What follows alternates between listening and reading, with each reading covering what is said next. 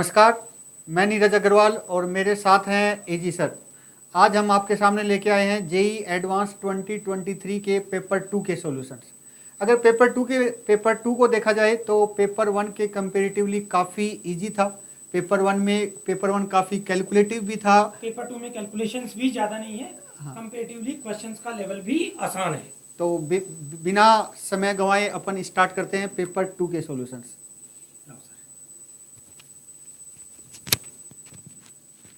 तो पेपर 2 का पहला question definite integration Lebanese theorem से था। बहुत ही आसान सा क्वेश्चन दिख रहा है, देखते ही क्लियर अप्रोच है। ये एक फंक्शन पे इक्वेशन दी हुई है और हमें फंक्शन फाइंड करना है। फंक्शन मिल गया तो किसी भी पॉइंट पे वैल्यू पूछे कैलकुलेट हो जाएगी। अब ये दिखते ही आपके दिमाग में आ जाएगा क्या करना चाहिए अपने को। बिल्कुल, जब भी वेरिएबल लिमिट देखें तो मैं तो बच्चों को कहता हूं कि आंख बंद करके एक बार तो लेबनीज लगा दो, उसके बाद सोचो कुछ भी। बिल्कुल। तो करें डिफरेंशिएशन। तो देखिए क्या हुआ, 3 मार्कर चेंज कर लेते हैं, कौन सा बेस्ट रहेगा, ब्लैक ले लेते हैं। 3 पढ़ा है, लेबनीज लगाया, क्या बन गया एफ एक्स। राइट में क्या हो गया F x plus x F dash x minus x square. 3 से 3 कैंसिल हो जाएगा। अब सिंपल लीनियर डिफरेंशियल इक्वेशन बन गई। एफ एक्स को आप वाई बोल दो, ये 2f(x) हो गया तो 2y। राइट में बन गया x dy by D x minus x square. अब सारी टर्म्स एक तरफ करें तो यह आ जाएगा x dy by D x minus 2y equal to x square. Simple देखो एल वाला फॉर्मेट तैयार हो गया और उसमें अपन D Y by D X को फ्री रखते हैं। x से मैंने कर दिया divide, D Y by D X function of x into Y equal to function of x। अब क्या चाहिए अपने को एल सोल्व करने के लिए, आई एफ। तो इसका इंटीग्रेशन करके ई की पावर में डाल दें तो आई एफ कितना आ जाएगा 1/x स्क्वायर। माइनस 2/x का इंटीग्रेशन करेंगे और ई की पावर में रखेंगे तो लॉग और वो कैंसिल हो जाएंगे। तब सॉल्यूशन क्या होगा y into I F equal to ये इंटू ये 1/x ln x plus C. Mod क्यों नहीं लगाया, x पॉजिटिव गिवन था क्वेश्चन में। तो y मतलब एफ एक्स कितना आ गया X square ln x plus C X square. अब c की वैल्यू के लिए एक कंडीशन गिवन है क्वेश्चन में, f1 1/3 है। तो f1 1/3 करें, x1 डाला तो ये तो log 1 0 हो गया और ये कितना हो गया x1 डाला, सॉरी x1 डाला तो c आ जाएगा। x1 डाला तो केवल c रह गया, तो c की वैल्यू आ गई 1/3। अब एफ एक्स मिल गया अपने को। अब कोई कहानी पूछे, अब तो कोई तकलीफ वाली बात ही नहीं है। 1/3 एक्स स्क्वायर। एफ ऑफ ई पूछा है, ई स्क्वायर ये 1 हो गया, ये 1/3 ई स्क्वायर। तो कुल मिला के आंसर आ गया 4/3 ई स्क्वायर। तो इस क्वेश्चन में अगर देखा जाए तो कहीं कोई विशेष ज्यादा कैलकुलेशंस बिल्कुल कोई कैलकुलेशन नहीं है। यदि एग्जाम पॉइंट ऑफ व्यू से देखें तो अपन ने समझा के किया है। बहुत कम, मेरे को लगता है विद इन मिनट होने वाला क्वेश्चन था। इस अप्रोच के क्वेश्चन प्रीवियस ईयर्स एडवांस में पूछे भी जा चुके हैं और इसकी अप्रोच में भी कुछ ऐसा नहीं है कि क्वेश्चन देख के सोचा जाए कि इसमें कौन सी अप्रोच लगानी है। हाँ, बस क्वेश्चन पढ़ा और तुरंत इसको सोल्व नहीं करना। नेक्स्ट क्वेश्चन की तरफ चलते हैं।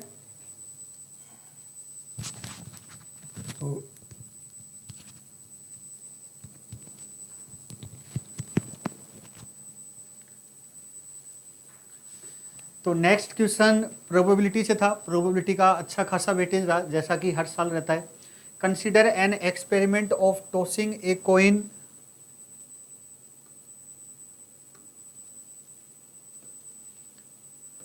Consider an experiment of tossing a coin repeatedly until the outcomes of 2 consecutive tosses are come. जब तक 2 लगातार सेम टॉस नहीं आ जाती तब तक अपन कोइन को उछालेंगे। यानी 2 हेड लगातार आ जाएं या 2 टेल लगातार, 2 टेल लगातार है। If the probability of a random toss resulting in head, head की प्रोबेबिलिटी हमें 1/3 गिवन है और हेड की प्रोबेबिलिटी 1/3 गिवन है। ऑब्वियस सी बात है टेल की प्रोबेबिलिटी कितनी हो जाएगी 2/3। Then the probability that the experiment stops with head is, कह रहा है कि सिक्के को तब तक उछालेंगे जब तक 2 लगातार सेम टॉस नहीं आ जाती और अपना एक्सपेरिमेंट या अपना गेम कहां पर फिनिश हो, हेड पर फिनिश हो। इसका मतलब 2 हेड लगातार, 2 लगातार हेड, यानी कहना चाह रहा है कि 2 लगातार हेड पर गेम फिनिश हो। अच्छा, अपन एक्सपेरिमेंट करना स्टार्ट करें और अपन करें कि 2 लगातार हेड पर गेम फिनिश होना चाहिए, तो कम से कम कितनी टॉस की रिक्वायरमेंट पड़ेगी? कम से कम 2 टॉस की रिक्वायरमेंट पड़ेगी 2 लगातार हेड के लिए। यानी केस बनता है कि 2 लगातार हेड आ जाए। हो सकता है कि गेम यहां पर समाप्त हो, अगर यहां पर समाप्त नहीं होगा तो अपने को तीसरी टॉस पर जाना पड़ेगा। अच्छा, तीसरी टॉस पर जाएं, तीसरी टॉस पर गेम खत्म हो, इसका मतलब क्या केस बन सकता है? पहली बार में टेल आ जाए और फिर सेकंड और थर्ड लगातार क्या आ जाए, हेड आ जाए, तो अपने को 3 टॉस पर जाना पड़ेगा। अच्छा, अगर अपन चाहें कि 3 टेस्ट टॉस पर भी गेम फिनिश ना हो, चौथी टॉस पर गेम फिनिश हो, तो क्या केस बना सकते हैं? अच्छा, अगर मैं पहले टेल और फिर हेड और फिर 2 हेड लूं तो इसमें तो तीसरी टॉस में गेम खत्म हो जाएगा। अगर हम केस इस टाइप का ले लें कि THHH, तो गेम तो यहीं खत्म हो जाएगा, चौथी टॉस पर जाने की जरूरत ही नहीं पड़ेगी। तो केस कैसा बनाएंगे? पहला हेड आ जाए, फिर टेल आ जाए, फिर हेड और फिर हेड। 2 लगातार टॉस भी, 2 लगातार टेल भी नहीं आनी चाहिए, क्योंकि 2 लगातार टेल आते गेम वहां पर खत्म हो जाएगा। और गेम खत्म कहां पर करना चाह रहे हैं हम? हेड पर खत्म करना चाह रहे हैं। तो 4 टॉस में बस ये एक ही केस बन पाएगा। अच्छा, 5वीं टॉस पर जाना चाह रहे हैं, 5वीं टॉस पर जाएं और गेम हेड पर खत्म हो, तो क्या पॉसिबिलिटी बनती है? 5वीं टॉस पर जाना चाह रहे हैं, सपोज करो मैं हेड से स्टार्ट करूं और 5वीं टॉस पर जाएंगे तो लास्ट वाले दोनों तो हेड चाहिए मुझे। अब शुरू में यहां पर इन 2 जगह क्या ले सकते हैं? 2 जगह यहां पर हेड ले नहीं सकता, तो ऑब्वियस सी बात है यहां पर टेल लेना पड़ेगा। अब यहां पर हेड लूंगा तो गेम यहीं खत्म हो जाएगा, यानी यहां पर भी मुझे टेल लेना पड़ेगा, और अगर यहां पर टेल लिया तो गेम यहीं पर खत्म हो जाएगा। चौथी 5वीं टॉस पर जाने की जरूरत ही नहीं पड़ेगी। इसका मतलब शुरुआत कहां से करनी पड़ेगी मुझे? शुरुआत टेल से ही करनी पड़ेगी, और लास्ट के दोनों क्या है? हेड है। अब यहां पर टेल आ गया तो यहां पर क्या आएगा? यहां पर हेड ही आएगा, टेल तो आ नहीं सकता, यहां पर हेड आएगा। और यहां पर हेड आ गया तो यहां पर हेड तो आ नहीं सकता, यहां पर हेड आती तो यहां पर ही गेम खत्म हो जाएगा, नहीं यहां पर क्या आएगा? टेल ही आएगा। तो 5 टॉस में केस क्या बना? Tail head tail head head, ये केस बन गया।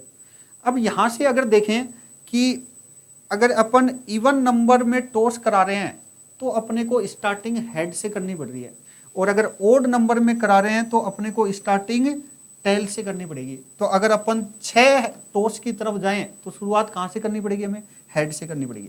हेड, अब 2 लगातार हेड तो आएंगे नहीं, तो ऑब्वियस सी बात है क्या आएगा? टेल आएगा। इसके बाद टेल आ नहीं सकता तो हेड ही आएगा, इसके बाद हेड आ नहीं सकता तो टेल ही आएगा, और लास्ट वाले दोनों तो क्या चाहिए? हेड ही चाहिए। और इस प्रकार ये एक इनफाइनाइट सीरीज बन गई, और इनफाइनाइट सीरीज बनती है तो ऑब्वियस सी बात है क्या बनेगी? जीपी ही बनती है। तो इसमें ये हो गया 1/3 का स्क्वायर प्लस ये 1/3 और ये 2/3, तो 2/3 इंटू 1/3 का स्क्वायर प्लस 1/3 का क्यूब इंटू 2/3 प्लस यहां से देखें तो 1/3 का क्यूब और 2/3 का स्क्वायर हो गया। यहां पर 4 टाइम्स हेड है तो 1/3 की होल पावर 4 और 2/3 का स्क्वायर, और इस प्रकार से ये एक इनफाइनाइट जीपी बन गई। अब इस इनफाइनाइट जीपी को सोल्व करें तो यहां से अगर सीरीज देखें तो यहां पर अगर इन दोनों टर्म्स को एक साथ देखते हैं तो कॉमन रेशियो 2/3 आ रहा है, और यहां पर इन दोनों टर्म्स को एक साथ देखेंगे तो कॉमन रेशियो 2/3 नहीं आ रहा, यानी इस प्रकार से तो जीपी बन नहीं रही। अगर इन टर्म्स को देखें अपन फर्स्ट थर्ड फिफ्थ, तो क्या जीपी बन रही है अपनी? 1/3 का स्क्वायर प्लस 2/3 इंटू 1/3 का क्यूब प्लस 1/3 की होल पावर 4 इंटू 2/3 का होल स्क्वायर, और ये एक इनफाइनाइट जीपी बन रही है।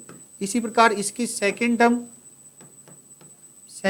2/3 इंटू 1/3 का स्क्वायर प्लस इसकी फोर्थ टर्म 2/3 का स्क्वायर इंटू 1/3 का क्यूब, और ये भी एक इनफाइनाइट जीपी बन जाएगी। इस इनफाइनाइट जीपी को सिंप्लीफाई करते हैं।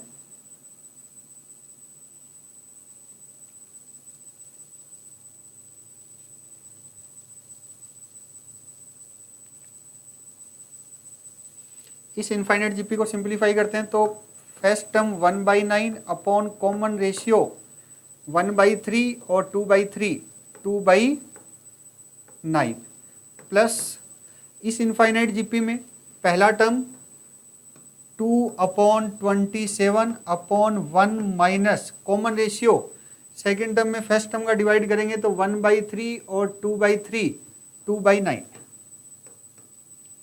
इसको सिंप्लीफाई कर लेते हैं तो ये आ जाएगा 1/7 प्लस ये 7/9, तो ये 7/9 तो 3 टाइम्स कैंसिल आउट हो गया 2/21। इसको लिख लेते हैं 3/21 और 2/21, फाइनली आंसर क्या हो जाएगा 5/21। तो इनफाइनाइट सीरीज के क्वेश्चन है और इनफाइनाइट सीरीज के क्वेश्चन भी जेई मेन में भी आ चुके हैं और जेई एडवांस में भी आ चुके हैं। यानी इस क्वेश्चन में ऐसा कुछ भी था भी नहीं कि जो कि एकदम अलग डिफरेंट अप्रोच का क्वेश्चन हो। नेक्स्ट क्वेश्चन की तरफ चलते हैं। फॉर एनी आईटीएफ का क्वेश्चन है और आईटीएफ में tan inverse 6y upon 9 minus Y square एक आईटीएफ इक्वेशन गिवन है। कोट इनवर्स y का रेंज अपन जानते हैं 0 to पाई होता है, tan इनवर्स y की रेंज -π/2 से pi, then the sum of all the solutions of the equation, इसके सभी सॉल्यूशंस का सम पूछा गया। अब देखो यहाँ पर y की जो रेंज गिवन है हमें, y क्या गिवन है, बिलोंग्स टू -3,0 यूनियन 0,3, ये y का इंटरवल गिवन है। तो यहाँ पर tan इनवर्स है और कोट इनवर्स है, और हमने एक प्रॉपर्टी पढ़ते हैं कि कोट इनवर्स x को डायरेक्टली tan इनवर्स 1/x नहीं लिखा जा सकता, पॉजिटिव नेगेटिव, क्योंकि दोनों की रेंज अलग अलग होती है। tan इनवर्स की रेंज -π/2 से π/2 होती है, कोट इनवर्स की रेंज 0 to पाई है। तो जिनकी भी रेंज अलग अलग है तो अपन डायरेक्टली कन्वर्जन कर नहीं सकते। तो अगर यहाँ पर अपन y पॉजिटिव लेते हैं, ये वैल्यू तो हमेशा ही पॉजिटिव होगी इस इंटरवल में, तो केस 1 बनाते हैं, इसमें y बिलोंग्स टू 0,3, और अगर y 0 to 3 है तो ये वैल्यू पॉजिटिव होगी, और पॉजिटिव होगी तो कोट इनवर्स x को अपन डायरेक्ट tan इनवर्स 1/x लिख सकते हैं। तो इसको लिख लेंगे tan inverse 6y upon 9 minus Y square, same quantity बन गई तो ये ट्वाइस हो जाएगा 2 tan inverse 6y upon 9 minus Y square equal to 2π/3। ये कैंसिल आउट हो गया, tan इस तरफ लाएंगे तो tan π/3 √3, तो 6y equal to 9 √3 minus Y square √3, तो Y square √3 plus 6y minus 9 √3 equal to 0।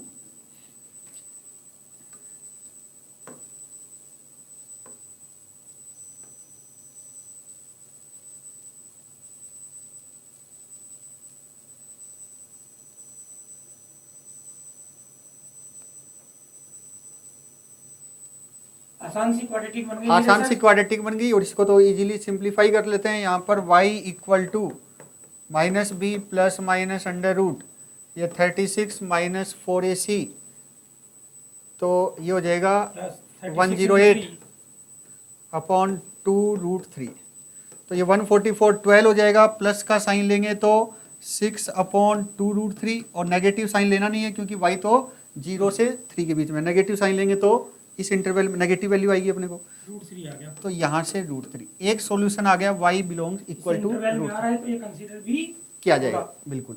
Case 2 की तरफ चलते हैं।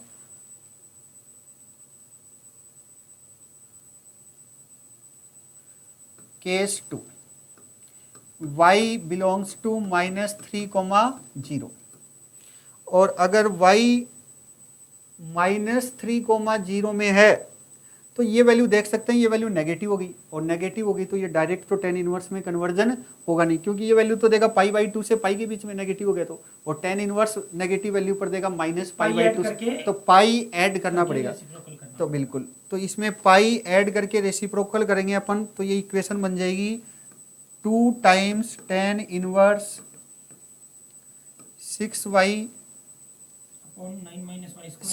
Upon 9 minus Y square plus pi equal to 2 pi by 3।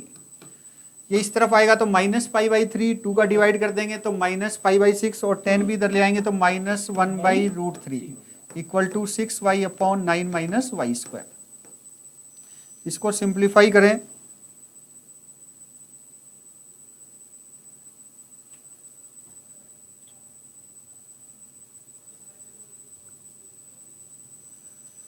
तो ये बन जाएगा 6y root 3 equal to y square minus का 9, तो Y square minus 6y root 3 minus 9 equal to 0।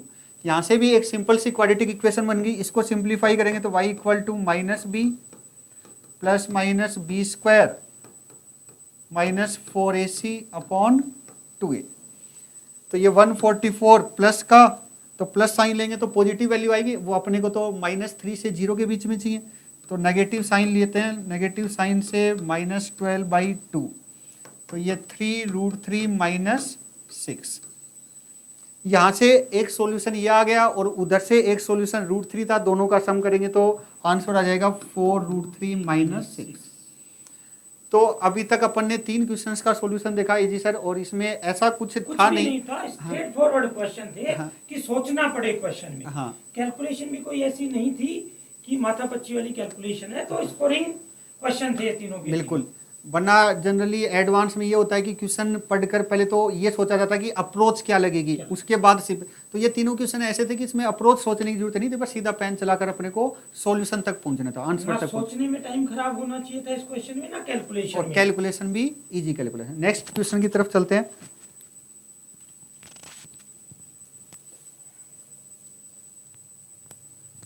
Next question भी नीरज सर देखो बहुत आसान सा वेक्टर का क्वेश्चन था। बिल्कुल, 4 पॉइंट दिए हुए हैं, चारों के पोजीशन वेक्टर दिए हुए हैं। पोजीशन वेक्टर बोल दो या कोऑर्डिनेट बोल दो, बात एक ही है। अब उसने बोला भाई 4 वेक्टर बत, ये 4 जो पॉइंट है एक प्लेन में होंगे या नहीं होंगे। तो बड़ा बेसिक सा क्वेश्चन है ये, तो इस तरह के क्वेश्चन तो जेईई मेन में खूब पूछे जा चुके हैं जी सर। 4 पॉइंट हैं सर। हाँ, अब 4 पॉइंट एक प्लेन में हैं तो उनसे कोई भी 3 वेक्टर बना लें अपन। बिल्कुल, वो तीनों क्या होंगे, कोप्लेनर हो जाएंगे, और कोप्लेनर होंगे तो बॉक्स क्या होगा, 0 होगा। तो simple straight forward basic theory पे क्वेश्चन है। वो कहते हैं कि बच्चा चप्पा चप्पा जानता है कि हाँ 3 वेक्टर्स के कोप्लेनर होने की कंडीशन क्या होती है कि हाँ बॉक्स प्रोडक्ट 0 हो जाएगा। बस अभी यहाँ से 3 वेक्टर बना लेते हैं अपन। पी की पोजीशन ये है, चलो मैं कोऑर्डिनेट फॉर्म में लिख देता हूँ। डेटा बोलना नीरज सर। 1 2 -5, बी वेक्टर का है 3 6 3, सी वेक्टर 17/5 16/5 7, 17/5 16/5 7, और डी का 2 1 1 2 1 1। अब 3 वेक्टर बना लेते हैं और सीधा ही बॉक्स 0 कर लेते हैं। बॉक्स चेक कर लेते हैं, को 0 आ गया तो कोप्लेनर है।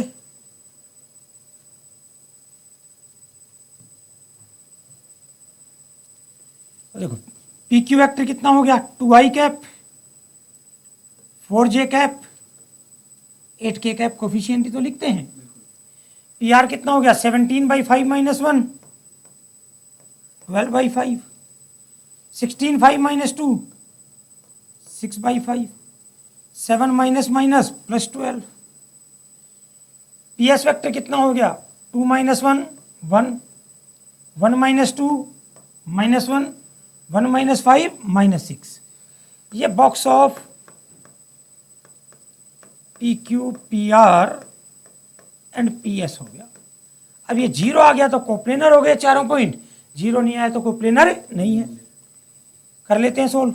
वैसे तो सिंप्लीफाई करो तो यहाँ से कॉमन ले लो, 2 कॉमन ले लो, यहाँ से 6 कॉमन ले लो, पर कर लेते हैं कॉमन लेंगे, कैलकुलेशन वैसे भी कोई ज़्यादा नहीं है। 36/5 माइनस माइनस प्लस 12 -4 72/5 -12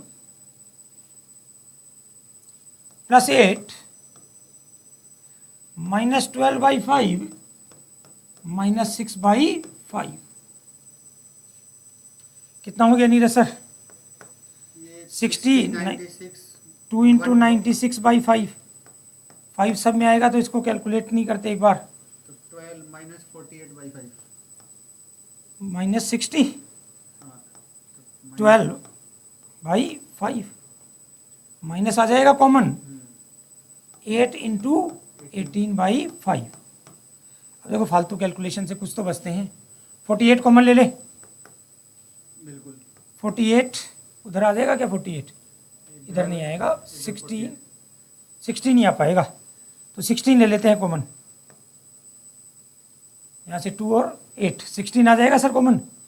16 कॉमन ले लिया, 5 कॉमन ले लिया, तो यहाँ बचा 12, यहाँ बचा 3 और यहाँ 8 कॉमन आ गया 9। क्लियर दिख गया? तो चारों पॉइंट कैसे हो गए? कोप्लेनर हो गए। आसान सा कॉन्सेप्ट था, देखो 4 लाइन की कैलकुलेशन थी। अब अगले ऑप्शन में क्या चेक करवा रहा है? एक वेक्टर बनवा रहा है b+2d/3, एक पॉइंट का पोजीशन है ये, और वो पी को किस रेशियो में डिवाइड करेगा? कुल मिला के पी और आर को 5:4 में इंटरनली डिवाइड करना है बस, और चेक करना है डिवीजन रेशियो ये करेक्ट है या इनकरेक्ट। तो देखो यहीं से देख लेते हैं, ये P कितना गिवन है? 1 2 -5। R कितना गिवन है? 17/5 16/5 और 7। और जो पॉइंट डिवाइड कर रहा है उसको मैं A नाम दे देता हूं। वो पॉइंट क्या है? b+2d/3। B पोजीशन है Q की और D पोजीशन है S की, तो b+2d करें सर? b+2d कितना हुआ? 3 7 7/3 हो गया। 6 + 2 8 8/3। 3 + 2 5/3। रेशियो कैलकुलेट करना है, लैम्डा रेशियो 1 ले लेते हैं। 5:4 से क्रॉस वेरीफाई, फिर 2 में करना, इंटरनल एक्सटर्नल दोनों चेक करने पड़ेंगे अपने को। इसमें अपना क्या फायदा हो जाएगा? लैम्डा पॉजिटिव आ गया तो इंटरनल, नेगेटिव आ गया तो एक्सटर्नल, दोनों ऑप्शन चेक हो जाएंगे अपने, एक में इंटरनल है एक में एक्सटर्नल। वैसे आप 5:4 से भी कर सकते हैं, कोई दिक्कत वाली बात नहीं है, सीधी कैलकुलेशन आएगी 5:4 से। चलो 5:4 चेक कर लेते हैं। 5:4 से कैलकुलेशन भी नहीं करनी पड़ेगी, नहीं करनी रेशियो भी पड़ेगी, इधर ये 5 कैंसिल हो रहा है। चलो एक बार +5/4 से देखते हैं ए आ जाएगा कि नहीं आ जाएगा। 5 कैंसिल, तो ये 17 और ये 4 21 21/9 7/3 आ गया। एक तो मैच हुआ है, हाँ बिल्कुल। आगे देख लेते हैं। तो ये 16 और 8 ये 24/9 8/3 बिल्कुल, ये भी मैच हो गया। 35 -20 15 15/9 5/3 बिल्कुल, तीनों मैच कर रहे हैं। तो सेकंड ऑप्शन हो गया फिर तो अगर इंटरनली डिवाइड कर रहा है तो एक्सटर्नल तो करेगा नहीं। हो नहीं सकता, तो ये रॉन्ग हो गया। अब B×D का मैग्नीट्यूड चाहिए अपने को, तो B×D कैलकुलेट कर लेते हैं। तो B×D क्या हो जाएगा? अब ये B×D तो सर जेईई मेन में भी नहीं पूछते। अच्छा और बताऊं, B×D करना है तो B×D डिटरमिनेंट भी नहीं लगाए अपन, हाँ है? इससे ही कर लो, mod of B² mod of D square minus B.D का स्क्वायर। तो अपने को तो मैग्नीट्यूड पूछ लिया क्रॉस का, तो डिटरमिनेंट भी सोल्व नहीं करना पड़ा। तो mod B² कितना दिख गया? 9 36 45 और 9 54 इंटू mod D कितना दिख गया? 9 सॉरी 6। B.D कितना हो गया? 6 और 6 12 और 3 15 15 का स्क्वायर 15 इंटू 15। अभी कैलकुलेट कर लेते हैं कितना हो जाएगा सर। 9 एक हम कुछ कॉमन ले लें, 9 कॉमन लेते हैं, यहाँ से 3 और यहाँ से 3 निकाल लेते हैं। 9 कॉमन लेते हैं तो 9 कॉमन लिया तो 3 बाहर आ गया, तो अपना आंसर 3 बाहर आ गया। ठीक है, तो यहाँ कितना रह गया 6 36 और यहाँ 25। तो 3 रूट 11 आ गया। अच्छा, इसने स्क्वायर पूछा है सर, तो अंडर रूट भी नहीं लेना। अंडर रूट भी नहीं लेना, स्क्वायर पूछा है, मैग्नीट्यूड भी नहीं पूछा। तो फिर इसको भी जाने दो, अंडर रूट को जाने दो। 54 इंटू 6 तो 15, क्या कॉमन आ गया 9। बिल्कुल। यहाँ कितना रह गया 6 बच गया, 6 6 36 माइनस 25। तो ये 11 इंटू 9 99 हो गया। तो ये रॉन्ग हो गया। ये हो गया। तो ए और बी करेक्ट आंसर हो गए इसके। स्क्वायर पूछा था तो अंडर रूट भी नहीं लेना था अपने को। तो इसमें न तो कोई कैलकुलेशन है और न कोई ऐसा ऑप्शन है कि अपन ने कोई मतलब सोचना पड़ा हो। सोचना पड़ा हो। मतलब अगर कोई बच्चा सिर्फ अपना नोटबुक पढ़ के आया है तो वो भी इस क्वेश्चन को इजीली अटेम्प्ट कर सकता है। तो नेक्स्ट क्वेश्चन देखें अब। नेक्स्ट क्वेश्चन की तरफ चलते हैं, मैट्रिक्स एंड डिटर्मिनेंट का। कि एक मैट्रिक्स गिवन है 3 क्रॉस 3 का, ए आई जे इक्वल टू 1 है when j plus 1 is divisible by i, otherwise a i j equal to 0, then which of the following statements are true, m is invertible और not invertible. तो सबसे पहले तो matrix M ही बना लेते हैं और मैट्रिक्स एम बनाते हैं अपन। A11, तो A11 लेंगे तो J की वैल्यू 1 और I की वैल्यू भी 1, तो J प्लस 1 हो गया 2 और 2 1 से डिविजिबल है तो AIJ हो जाएगा 1। 1 2 लेते हैं तो 1 2 में 3, तो 1 2 में I की वैल्यू तो 1 ही है तो वो तो हमेशा हर वैल्यू से डिविजिबल होगा, तो फर्स्ट रो तो 1 ही आ जाएगी। 8 2 1 लेते हैं तो 2 1 लेंगे तो J की वैल्यू 1, तो 2 इज डिविजिबल बाई 2, बिल्कुल ये 1 हो जाएगा। फिर 2 2 लेंगे तो ये हो जाएगा 3 is not divisible by 2, then this element will be 0। 8 2 3 लेते हैं तो 4 इज डिविजिबल बाई 2, बिल्कुल ये 1 हो जाएगा। फिर 8 3 1 तो J प्लस 1 हो जाएगा, 2 is not divisible by 3, then it will be 0। 3 2 तो 3 इज डिविजिबल बाई 3 1 और 3 3 4 इज नॉट डिविजिबल बाई 3 तो 0। तो आसान सा, बिल्कुल इसमें कहीं कुछ भी नहीं है। अब ये मैट्रिक्स एम आ गया, इसका डिटर्मिनेंट निकाल लेते हैं और इसका डिटर्मिनेंट एम आएगा 1 इंटू -1 -1 इंटू ये 0 और ये माइनस का 1, तो ये +1 और -1 ये तो 0 आ गया, और 0 आ गया तो this will be not invertible. Second, there exist a non zero column matrix A1 A2 A3 such that, ये चेक करना है।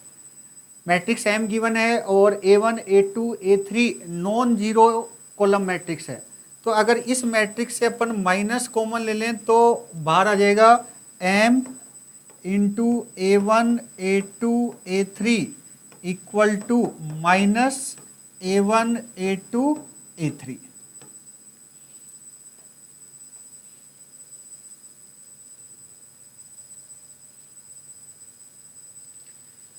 ये बन जाएगा m A1 A2 A3 plus A1 A2 A3 equal to null matrix.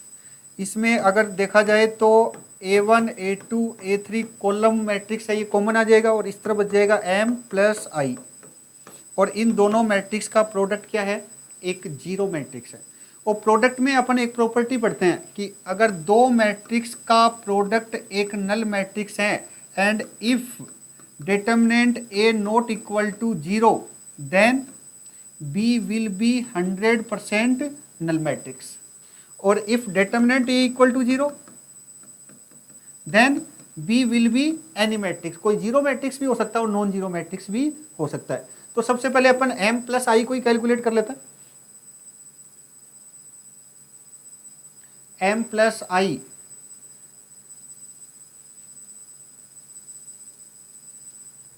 तो m plus I calculate करते हैं तो m प्लस I बनेगा हमारे पास 2 1 1 1 1 1 0 1 1, और इसको सिंप्लीफाई करेंगे तो 2 इंटू 0 माइनस 1 इंटू 1 माइनस 1 0, तो ये 0 आ गया। तो m प्लस आई का डिटर्मिनेंट 0 है ना, और m प्लस आई का डिटर्मिनेंट 0, तो मैट्रिक्स बी कैसा मैट्रिक्स होगा? मैट्रिक्स बी तो कैसा भी मैट्रिक्स हो सकता है, वो जीरो मैट्रिक्स भी हो सकता है और नॉन जीरो मैट्रिक्स भी हो सकता है। और यहाँ पर क्वेश्चन में कह रहा है ये कि there will be a non zero column matrix, तो क्या column matrix non zero matrix हो सकता है? हाँ, बिल्कुल नॉन जीरो कॉलम मैट्रिक्स हो सकता है। और इसके अलावा दूसरा मेथड, अपन इस मैट्रिक्स को a1 a2 a3 से मल्टीप्लाई करके फिर दोनों तरफ कंपेयर करा के और वहां से भी देखेंगे तो इसके इनफाइनाइट सॉल्यूशन आ जाएंगे a1 a2 a3 के। तो हाँ, a1 a2 a3 non zero column matrix possible है। Next, x belongs to R cube का मतलब x में 3 एलिमेंट्स और तीनों एलिमेंट्स कोई भी रियल नंबर हो सकते हैं। mx इक्वल टू 0 और x not equal to 0 where 0 is null matrix. तो mx इक्वल टू 0, इन दो मैट्रिक्स का प्रोडक्ट एक नल मैट्रिक्स। वापस वही प्रॉपर्टी काम में आ रही है, और इस प्रॉपर्टी के ऊपर एजी सर पहले भी काफी क्वेश्चंस जेई एडवांस में भी पूछे जा चुके हैं और जेई मेन में भी पूछे जा चुके हैं। तो mx इक्वल टू 0, वापस वही प्रॉपर्टी, दो मैट्रिक्स का प्रोडक्ट एक नल मैट्रिक्स, और अगर एक मैट्रिक्स का डिटर्मिनेंट नॉन जीरो है तो सेकंड को 100% क्या होना पड़ेगा? नल मैट्रिक्स होना पड़ेगा। और अगर पहले का डिटर्मिनेंट जीरो है तो सेकंड मैट्रिक्स नल मैट्रिक्स भी हो सकता है और नॉन जीरो मैट्रिक्स भी हो सकता है। तो यहाँ पर m का अपन ने देखा कि m का डिटर्मिनेंट तो जीरो है और m का डिटर्मिनेंट जीरो, तो x मैट्रिक्स कैसा होगा? x मैट्रिक्स तो कुछ भी हो सकता है, वो जीरो मैट्रिक्स भी हो सकता है और वो नॉन जीरो मैट्रिक्स भी हो सकता है। तो ये कह रहा है कि नॉन जीरो है, हाँ नॉन जीरो हो सकता है, कोई दिक्कत नहीं है। तो बिल्कुल ये भी सही ऑप्शन होगा। m minus 2i is invertible where i is 3 cross 3 identity matrix. m पता है, m माइनस 2i कैलकुलेट कर लेंगे, उसका डिटर्मिनेंट निकाल लेंगे। अगर वो जीरो आता है तो वो नॉन इन्वर्टिबल है, और अगर जीरो नहीं आता है तो वो क्या हो जाएगा? इन्वर्टिबल है। तो बिल्कुल आसान से इसके ऑप्शंस थे। नेक्स्ट क्वेश्चन के लिए एजी सर।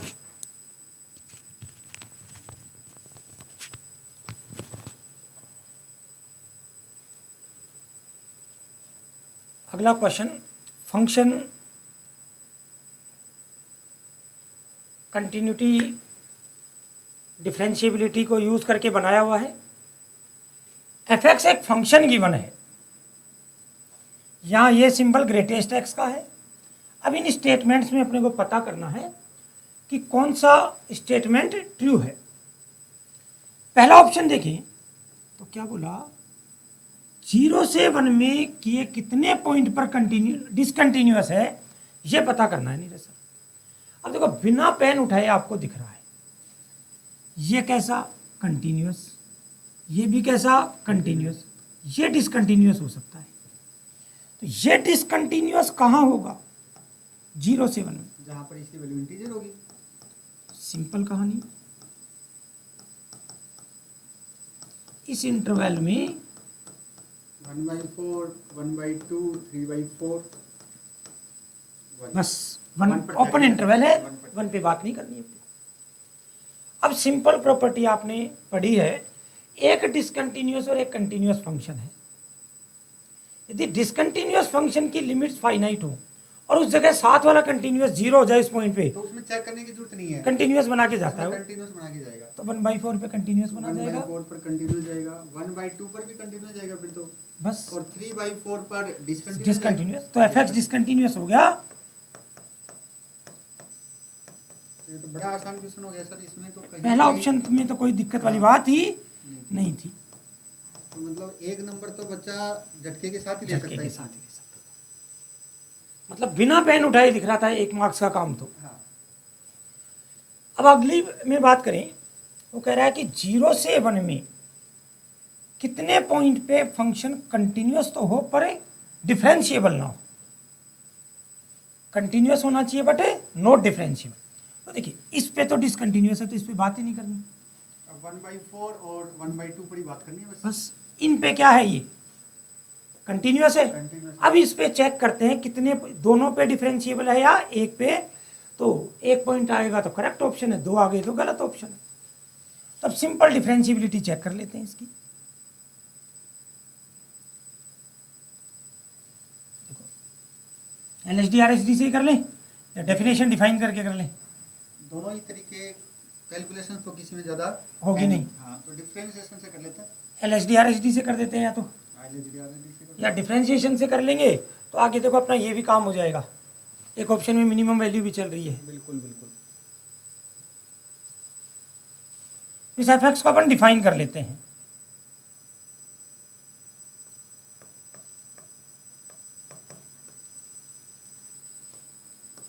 जीरो से 1/4 में, जीरो हो गया नीरज सर?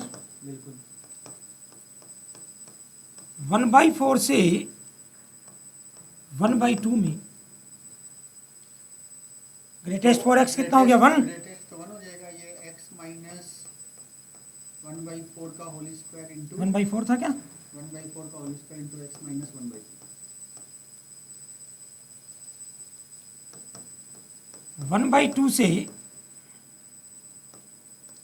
3/4 में ग्रेटेस्ट 2 हो जाएगा। बिल्कुल।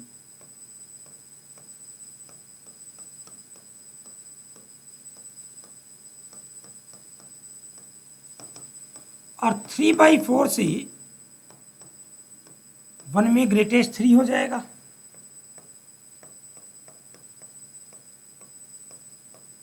कुछ ऐसी कहानी आ गई। देखो चेक कहाँ कहाँ करना था? 1/2 और 1/4 पे डिफरेंशिएबिलिटी, तो डिफरेंशिएशन कर लेते हैं इसका। 0, इसका डिफरेंशिएशन अलग कैसे करके ले आए? तो इसमें 1/4 पुट करना पड़ेगा, तो इसका डिफरेंशिएशन करेंगे तो उसमें तो 1/4 की टर्म आएगी, तो 1/4 पर 0 हो जाएगा। और इसका डिफरेंशिएशन करेंगे तो उसमें भी 1/4 की टर्म आएगी, तो वो भी 0 ही हो जाएगा। तो इक्वल आ जाएगा दोनों में। x इक्वल टू 1/4 पर तो डिफरेंशिएबल होगा। होगा x माइनस 1/2 और x माइनस 1/4 का होल स्क्वायर लिख भी देते हैं। हाँ, तो बिल्कुल दोनों डेरिवेटिव 1/4 पे, एक पे ये फैक्टर 0 बना देगा। बिल्कुल लेफ्ट हैंड डेरिवेटिव भी 0 आ गया, यहाँ से राइट हैंड डेरिवेटिव। लेकिन अब अपन डेरिवेटिव लिख लेते हैं, मिनिमम वैल्यू की आगे बात चल रही है, तो इसको डेरिवेटिव को भी अभी कैलकुलेट कर ही लेते हैं। x माइनस 1/4 कॉमन आ गया सर? देखो देखें, 2x minus 1 plus x minus 1/4,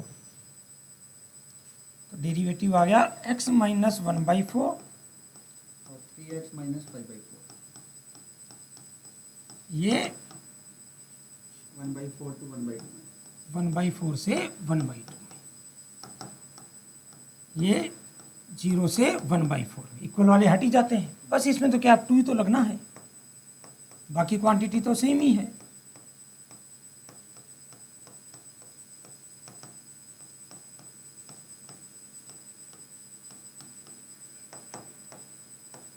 और 3/4 से 1 में 3 लग जाएगा, 3x माइनस 5/4। अब चेक करना है अपने को 1/2 एंड 1/4 पे, तो 4 पे 0 बन गया, पर तो 0 बन ही गया, तो डिफरेंशिएबल हो गया। 1/4 के बाद 1/2 पे, 1/2 पे कितना बना सर? ये 1/4 बन गया, और ये 3/2 माइनस 1/4, तो 1/4 और 1/4 1/16। 1/16। राइट हैंड साइड में कितना बन गया सर? डेरिवेटिव ये 1/4 हो गया, और 1/4 2/16 हो गया। डिफरेंट आ गया। तो एक पॉइंट ऐसा मिल गया जहां फंक्शन कंटिन्यूअस है लेकिन नॉट डिफरेंशिएबल है, तो अपना बी ऑप्शन भी करेक्ट हो गया। तो सी गलत हो गया, नहीं मोर देन 3 पॉइंट्स नहीं भाई, एक पॉइंट पे आ गया ना सर डिफरेंशिएबल 1/4 पे, तो 3 से ज़्यादा पॉइंट तो नहीं सकते, 2 ही हो गए, एग्जैक्टली 2 हो गए, क्योंकि 3/4 पे डिसकंटिन्यूअस था, तो नॉट डिफरेंशिएबल भी हो गया, तो ठीक 2 पॉइंट पे नॉट डिफरेंशिएबल है, तो ये ऑप्शन रॉन्ग हो गया इसका। अब मिनिमम वैल्यू देखते हैं। देखो एफ को थोड़ा एनालाइज करो, यहां आप x 1/2 से ग्रेटर रखेंगे, यहां भी ये दोनों तो पॉजिटिव वैल्यू देंगे, ये 0 देगा, और 1/4 से 1/2 में ये नेगेटिव देगा, तो ये तो हम श्योर हैं कि मिनिमम वैल्यू कहाँ आएगी, 1/4 से 1/2 में ही आएगी, क्योंकि x 1/4 से 1/2 है, तो ये क्वांटिटी नेगेटिव हो गई सर, और ये quantity positive, F x negative आएगा। ये नीचे वाले दोनों वैल्यू तो पॉजिटिव है, ये चेक करने की अपनों को जरूरत ही नहीं है, अपने को पता लग गया कहाँ मिनिमम आना है 1/4 से 1/2 के बीच में। तो 1/4 से 1/2 के बिटवीन डेरिवेटिव ये है। अब 1/4 से 1/2 के बिटवीन बात कर रहे हैं अपन। तो देखो कहाँ जीरो बनेगा, ये 5/12 पर बस इधर पॉजिटिव इधर नेगेटिव, डिक्रीज होके इंक्रीज हो रहा है, लोकल मिनिमा बन गया। लेकिन एक ही एक्सट्रीम पॉइंट आया तो मिनिमा पे क्या होगा, मिनिमम होगा। इसी पर मिनिमम वैल्यू आएगी। तो मिनिमम वैल्यू हो गई है एफ एक्स की कहाँ पे, 5/12 पे। तो एफ एक्स की वैल्यू कैलकुलेट कर देते हैं 5/12 पे। तो एफ 5/12 देखो सर कौन सी डेफिनेशन में जाएगा, सेकंड में हो जाएगा 5/12 पे वैल्यू कैलकुलेट कर लेना। -3/12 2/12 1/6 का स्क्वायर 1/36 1/36 और 5/12 पे 5 माइनस का 1/12 -1/12। ठीक है जी, कितना आ गया ये, 7 12 3 48 12 3 36 और 7 36 और 4 43 आ गया क्या सर। हाँ। तो फोर्थ ऑप्शन अपना रॉन्ग हो गया। तो ए और बी इसका करेक्ट आंसर है। अगला क्वेश्चन क्या कह रहा है, देखिए नीरज सर, एस उन फंक्शंस का सेट है, डिफरेंशिएबल फंक्शन है ट्वाइस, R2 डिफाइंड है, सेकंड डेरिवेटिव पॉजिटिव है -1 से 1 में। इसका मतलब क्या हुआ, ये x नहीं आएगा नहीं ये x नहीं है, ये मिसप्रिंट है सर। x -1 से 1 है और सेकंड डेरिवेटिव पॉजिटिव है। इसका मतलब हुआ ग्राफ अबाउट द टेंजेंट चलेगा। बिल्कुल कॉनकेव अपवर्ड बोल सकते हैं अपन। आगे बोला इस सेट का कोई फंक्शन f उठाया, एक्स एफ क्या है, नंबर ऑफ पॉइंट्स है -1 से 1 में, जिसमें एफ एक्स किसके इक्वल है, एक्स के। यानी जितने पॉइंट पे एफ एक्स और एक्स इक्वल हो सकता है वो नंबर कौन है, एक्स एफ। जिस भी फंक्शन को उठाया, इनफाइनाइट फंक्शन हो सकते हैं। अब कह रहा है कि सेट एस में एक फंक्शन ऐसा एग्जिस्ट करेगा कि एक्स एफ 0 हो। देखो इसको एनालाइज करते हैं पहले। तो f x equal to x, f x तो अपने को पता नहीं है, ये y equal to x line, और एनालाइज करना है हमें -1 से 1 में। तो कॉनकेव अपवर्ड लेना तो कोई भी कर्व ले सकते हैं, कॉनकेव अपवर्ड तो कोई भी ले सकते हैं। इस टाइप का, इस अब टाइप मान का, लो इस टाइप आपने का। यहाँ ले लिया तो कोई पॉइंट नहीं आएगा, इंटरसेक्शन पॉइंट। तो बिल्कुल फर्स्ट ऑप्शन करेक्ट हो गया। हाँ, एक फंक्शन एग्जिस्ट कर रहा है कि दोनों का कोई कॉमन पॉइंट है, नहीं आएगा, इनफाइनाइट ऐसे फंक्शन इनफाइनाइट फंक्शन होंगे। Infinite function. अब उसने कहा कि फॉर एवरी फंक्शन, अब ये काम की बात समझो, एक्सेप्ट कितना है, 2 या 2 से कम। तो 3 ही पॉसिबिलिटी है नीरज सर, या तो एक जगह काट के निकल जाए या 2 जगह काट के निकल जाए। अब यदि इसको 3 जगह काटना है, ग्राफ को 3 जगह इंटरसेक्ट करना है, तो क्या होगा, कॉन्केविटी चेंज करनी पड़ेगी। अब बताओ, डिफरेंशिएबल है, कॉर्नर तो क्रिएट कर नहीं सकता। अब तीसरी बार इंटरसेक्ट करना है तो इसको कॉन्केविटी तो 2 या 2 से लेस हो सकते हैं। इस केस में 2 पॉइंट हो गए, इस केस में 1 और इस केस में 0। तो ये भी करेक्ट हो गया, यानी 2 से ज्यादा तो कभी इंटरसेक्शन पॉइंट आ ही नहीं सकते। आ ही नहीं सकते। अगला ऑप्शन क्या बोल रहा है, there does not exist any function f in s such that x f equal to, गलत हो गया। 0 भी हो सकता है, एक भी हो सकता है, 1 भी हो सकता है और 2 भी हो सकते हैं। तो ये 2 से हमेशा कम ही रहेंगे, 3 नहीं हो सकते। तीसरा पॉइंट लाने के लिए कॉन्केविटी चेंज करनी पड़ेगी। चेंज करनी पड़ेगी। अगला क्वेश्चन वही दिख गया, variable x tan inverse x, variable limit Lebanese. Lebanese, पहला थॉट लेबनीज आना चाहिए। तो लेबनीज लगाते हैं, क्या चाह रहा है, एक फंक्शन दिया हुआ है डेफिनेट इंटीग्रेशन की टर्म में और इसकी मिनिमम वैल्यू चाह रहा है। एफ एक्स निकालना है कुल मिलाकर पहली बात तो। या तो एफ एक्स ढूंढें, हाँ, या फिर जैसे अभी क्या हुआ था पिछले क्वेश्चन में, इसका डेरिवेटिव है तो डेरिवेटिव से भी काम चल सकता है अपना। डेरिवेटिव से काम चल जाएगा, अपने को पॉइंट पता लग जाएगा डेरिवेटिव को जीरो करेंगे तो। एफ डैश एक्स करते हैं, ई की power x tan inverse x minus cos x tan inverse x, जहां टी नजर आए वहां upper limit 1 plus x tan inverse x का होल स्क्वायर। अपर लिमिट के डिफरेंशिएशन से 2023 हाँ 2023, अपर लिमिट के डिफरेंशिएशन से मल्टीप्लाई। ये आईआईटी वालों ने 2023 में करा रहे हैं इसलिए पावर 2023 ले ली। और टेन इनवर्स एक्स, ये इक्वेशन आ गई। अब आपको पता है एक्सपोनेंशियल पॉजिटिव होगा, ठीक है, ये जीरो नहीं होगा ना, ये जीरो होगा।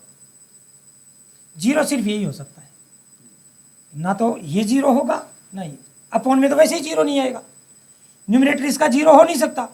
तो अब एफ डैश एक्स कहाँ जीरो होगा, जहाँ ये ब्रैकेट जीरो होगा।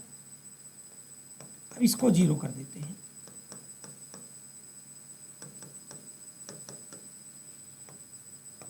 एलसीएम लिया। तुम सब समझते हो इतना, तो इस इक्वेशन का एकमात्र सॉल्यूशन होगा x इक्वल टू जीरो। तो जीरो पे ये जीरो आ गया, तो अब मिनिमम कहाँ होगा, ये जीरो पे जाएगा। तो एफ ऑफ जीरो तो जीरो हो जाएगा, जीरो हो गया, ये मिनिमम वैल्यू आ गई फंक्शन की। बड़ा आसान क्वेश्चन हो गया, बस बहुत आसान क्वेश्चन था। डेरिवेटिव करना है और लिमिट वेरिएबल है तो वो तो दिमाग में तुरंत ही आ जाता है, तुरंत ही आ गया कि तो अपने को करना ही करना है। नेक्स्ट क्वेश्चन की तरफ चलते हैं हम। तो नीरज सर आपने क्वेश्चन अब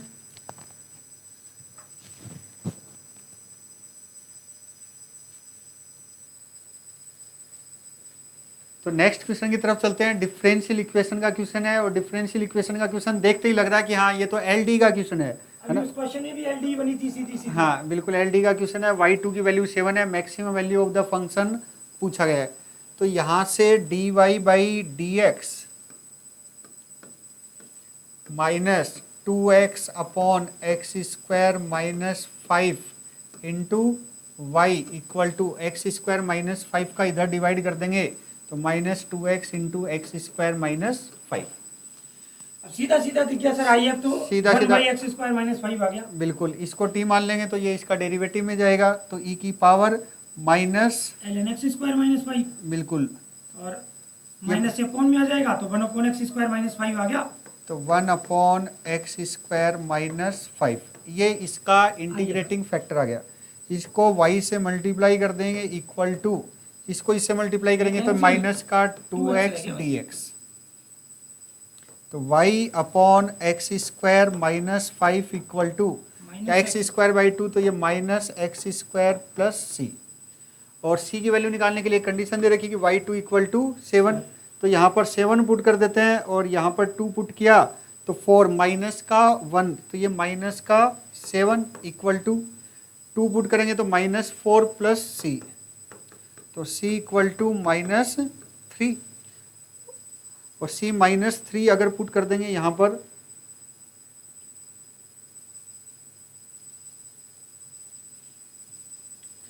तो y equal to minus x square minus 3 into x square minus 5।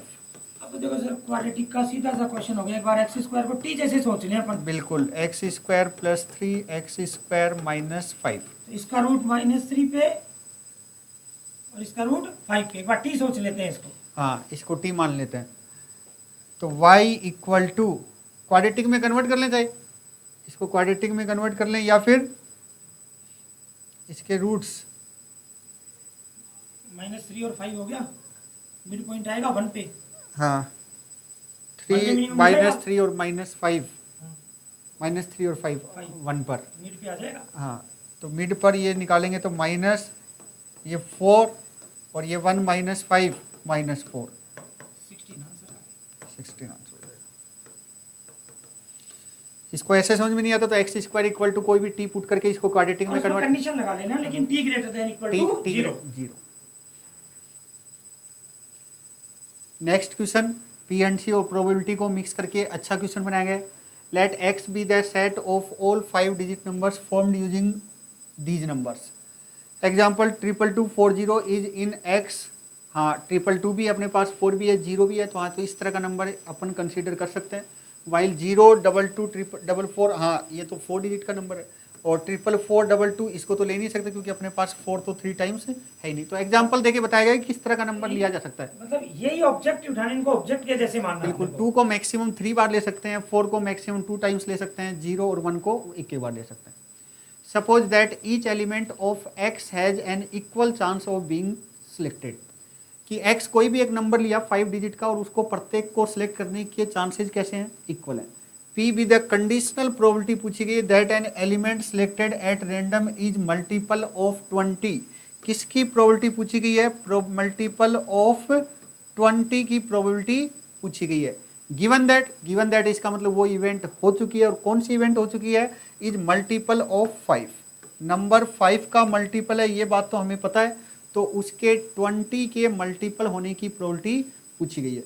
Then the value of 38p, अपन जानते हैं कि pa अपॉन b कंडीशनल प्रोबेबिलिटी ये होता है n a intersection b upon n b. तो यहां पर इन दोनों का इंटरसेक्शन लेंगे ए जी सर, तो 20 का भी मल्टीपल है, 5 का भी मल्टीपल है, तो दोनों का इंटरसेक्शन क्या आ जाएगा, multiple of 20, multiple of 20 upon n multiple of 5। अगर कोई नंबर 5 का भी मल्टीपल है और 20 का भी मल्टीपल है और उन दोनों का इंटरसेक्शन लेंगे तो ऑब्वियस सी बात है कौन से नंबर्स मिलेंगे, 20 के मल्टीपल्स मिलेंगे। तो सीधा क्वेश्चन हो गया 20 के मल्टीपल कितने बन सकते हैं, और इसमें 5 के मल्टीपल कितने बनते हैं। तो पहले तो 5 के मल्टीपल ही निकाल लेते हैं, और 5 के मल्टीपल के लिए लास्ट में 1 भी नहीं हो सकता, 2 भी नहीं हो सकता, 4 भी नहीं हो सकता, तो ऑब्वियस सी बात है कौन होगा लास्ट में, 0 ही होगा।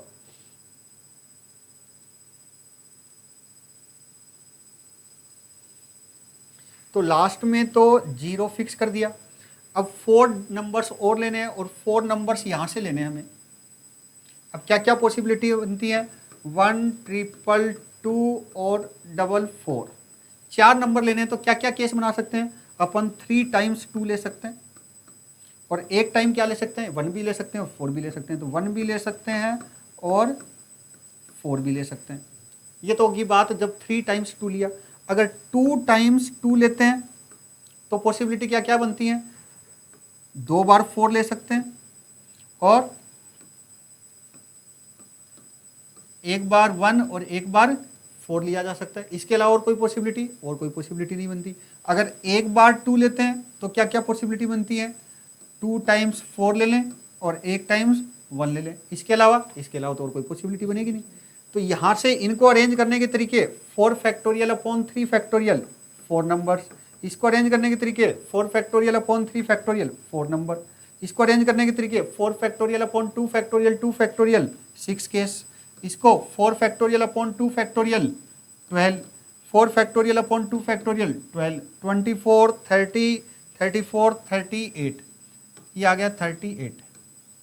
अब देखो यहाँ पर प्रोबेबिलिटी भी इस तरीके से पूछी गई है सर 38 की, ताकि ये 38 कैंसिल आउट हो जाए। यहाँ अपॉन में तो 38 आ ही रहा है, प्रोबेबिलिटी में अपॉन में 38 आ रहा है, 38 से मल्टीप्लाई होगा, तो यानी आंसर क्या होगा, ये वाला आंसर होगा, है ना। यानी अपने को 20 के मल्टीपल्स और देखने हैं। अच्छा 20 के मल्टीपल्स के लिए नंबर का क्या होना जरूरी है, 10 का मल्टीपल इंटू ट्वाइस। तो 10 के मल्टीपल के लिए तो लास्ट में हमें क्या चाहिए, 0 चाहिए, यानी लास्ट में तो फिक्स हो गया 0 आएगा। अब पीछे जो 4 डिजिट का नंबर बचेगा, ये नंबर क्या होना चाहिए, 2 का मल्टीपल होना चाहिए, इवन नंबर होना चाहिए। अब इवन नंबर होने के केस बना लेते हैं। अब नंबर तो यही बन रहे हैं केस, लास्ट में 0 आ गया तो 4 डिजिट लेने के केस तो यही बनेंगे, इसके अलावा तो और कोई केस ही नहीं बन रहे। और इसमें कौन से नंबर चाहिए अपने को, इसमें इवन वाले नंबर चाहिए। तो इसमें से तो इन्हीं केस में से इवन वाले नंबर उठाते हैं। तो यहाँ पर इसके इवन नंबर उठाने के लिए लास्ट में तो फिक्स है 2 ही आएगा। अब लास्ट में फिक्स है तो पीछे बच गए 2 2 और 1, और इनको अरेंज करने के तरीके 3 फैक्टोरियल अपॉन 2 फैक्टोरियल, 3 केस बन गए।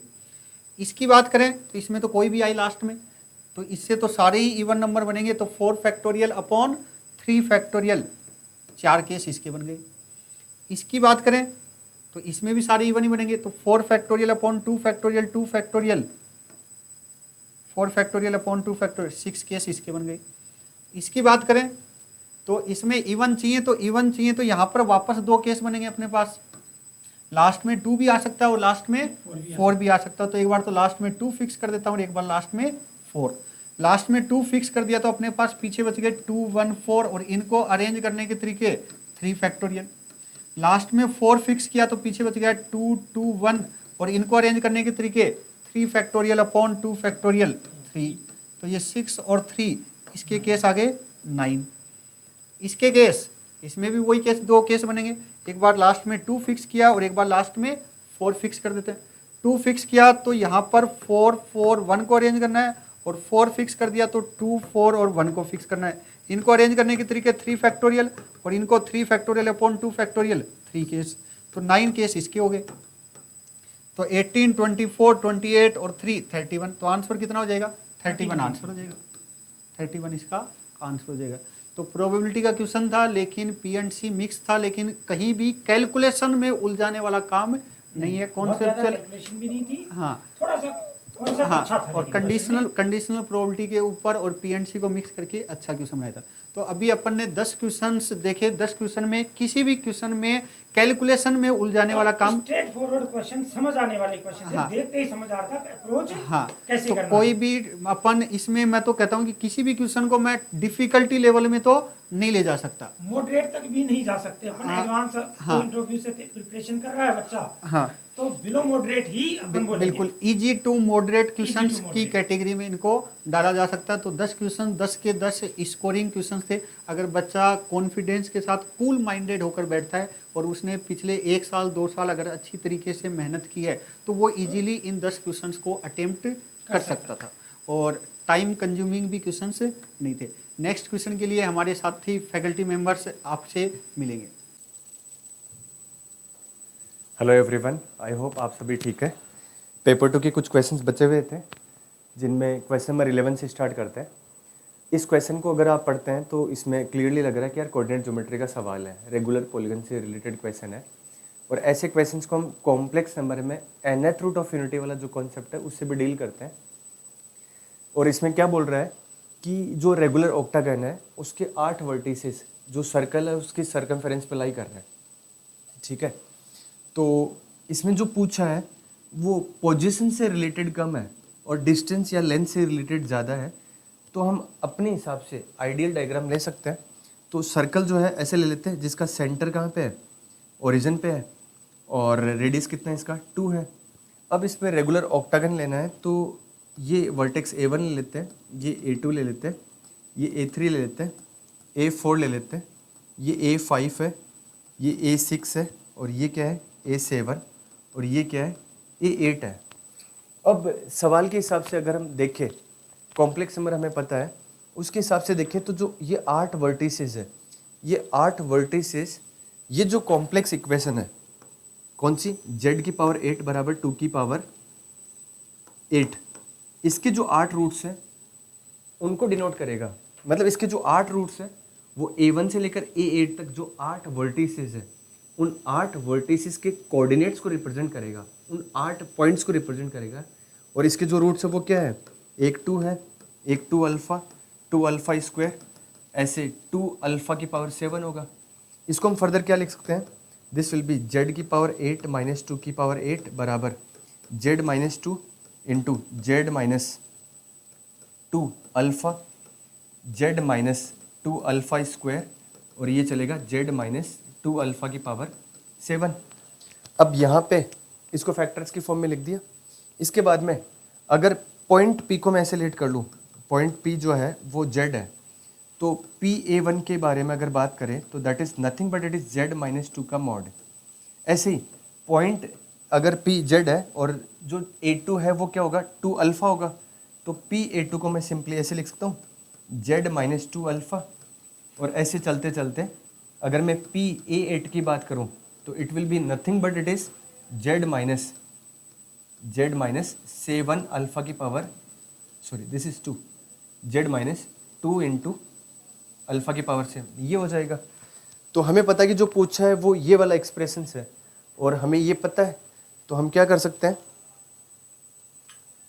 ये जो z की पावर 8 माइनस 2 की पावर 8 है, z minus 2 into Z minus 2 alpha into Z minus 2 alpha square, this is 2, और z माइनस 2 अल्फ़ा की पावर कितना है, 7 है। ठीक है, इसका मोड ले लेते हैं, तो मोड लेने पे क्या जाएगा, z की पावर 8 2 की पावर 8, और ये हो जाएगा z minus 2 into Z minus 2 alpha, Z minus 2 alpha की पावर 2, और ये जेड माइनस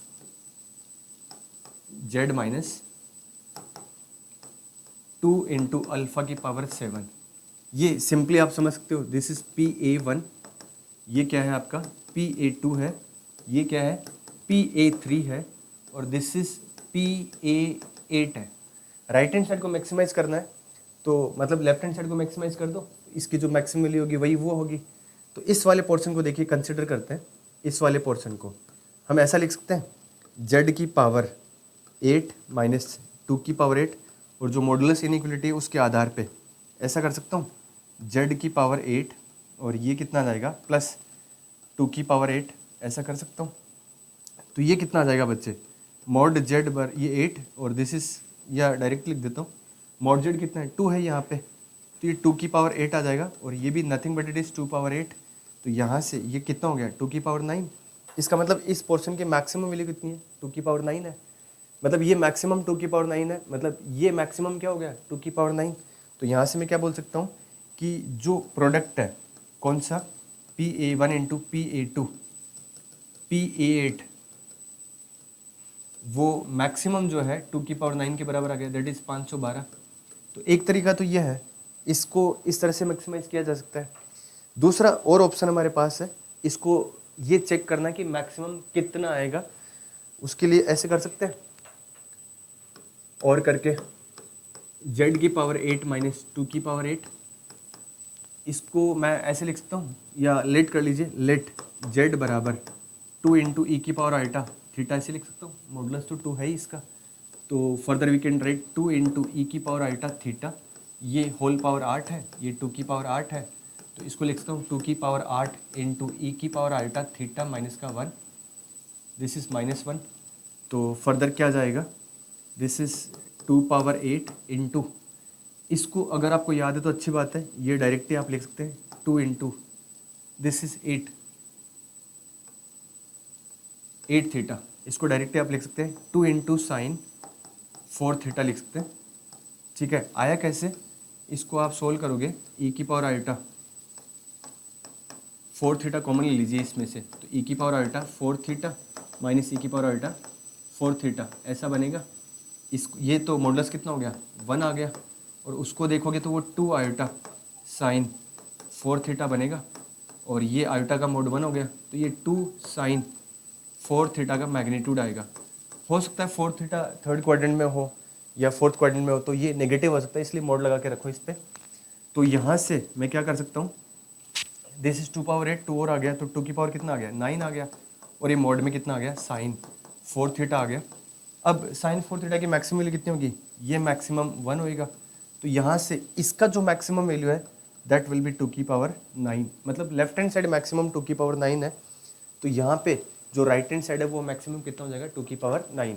तो आप ऐसे भी जा सकते हैं और ऐसे भी जा सकते हैं इस सवाल में। तो इस सवाल का आंसर है 512, क्वेश्चन नंबर 11 पेपर 2 का। अगला सवाल बोल रहा है कि एक 3x3 ऑर्डर का मैट्रिक्स गिवन है, then number of invertible matrices in R is. तो यहाँ पे इन्वर्टिबल मैट्रिक्स के लिए क्या होगा, इसका जो मॉड है, मतलब ये नॉन सिंगुलर होना चाहिए, तो ये क्या हो जाएगा A3B C2D, और दिस इज 0 5 और 0। इसको सॉल्व करने पर कितना आएगा, दिस इज 5 और ये कितना आ जाएगा AD माइनस BC आ गया। अब नॉन सिंगुलर मैट्रिक्स कितने बनेंगे वो चेक करना है, और ABCD जो है यहाँ से पिक करना है। तो नॉन सिंगुलर कैलकुलेट करने के बजाय हम ये देख लेते हैं कि नंबर ऑफ सिंगुलर मैट्रिक्स कितने बनेंगे, मतलब डिटरमिनेंट की वैल्यू कितनी बार 0 बनेगी, मतलब ये कैलकुलेट कर लेते हैं एक बार। ऐसा क्यों, क्योंकि आप देखोगे ये 0 के बराबर कब नहीं होगा, उसके लिए बहुत सारी सिचुएशंस बन जाएगी। बाकी बना सकते हैं, वी कैन फ्रेम दो सिचुएशंस ऑल्सो, बट एक बार देख लेते हैं कि सिंगुलर कितना होगा, और टोटल हम देख ही सकते हैं यहाँ से। टोटल मतलब ए बी सी डी की टोटल जो पॉसिबल वैल्यूज़ है वो कितने तरीके से ले सकते हैं, ए की पॉसिबल वैल्यूज़ 8 तरीके से ले सकते हैं। ये 8 नंबर है और सारे के सारे प्राइम है, जीरो को छोड़ दे तो ये सातों के सातों नंबर क्या है, प्राइम है। तो यहाँ से ए की पॉसिबल वैल्यूज़ जो है वो 8 है, डी की पॉसिबल वैल्यूज़ भी 8 है। तो टोटल जो है, टोटल सिचुएशन जो है ए बी सी डी की वैल्यू के लेने के, वो टोटल पॉसिबिलिटीज़ कितनी है, टोटल पॉसिबिलिटीज़ वो आ जाएगा 8 इंटू 8 इंटू 8 इंटू 8, मतलब 2 की पावर कितना, 12 आ जाएगा, जो कि कितना है 4096 आ जाएगा। ठीक है, ये तो टोटल पॉसिबिलिटीज़ है ए बी सी डी को चूज़ करने का। अब एक बार देख लेते हैं जीरो कितनी बार बनेगा। तो जीरो मतलब सिंपली ए डी जो है वो बी सी के बराबर आ जाएगा। हमें ये काउंट करना है ए डी बी सी के बराबर कब आ रहा है। अब इसमें क्या एक जीरो आ रहा है, जिसकी वजह से थोड़ा सा हमें केसेस बनाने पड़ेंगे। केसेस कैसे, देखिए ए डी बराबर बी सी है, ठीक है। एक बार केस 1 ऐसा ले लेते हैं कि ए डी बी सी के बराबर है और वो जीरो के बराबर है, ठीक है।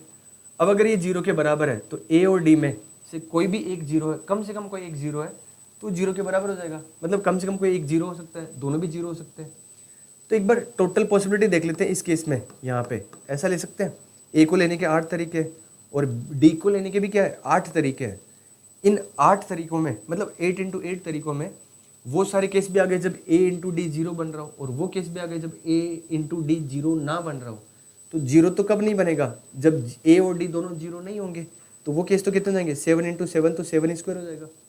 तो ये जो केस है ना 8 स्क्वायर माइनस 7 स्क्वायर, ये नंबर ऑफ वेज है ए और डी को पिक करने के जब ए और डी का प्रोडक्ट जीरो बन रहा है।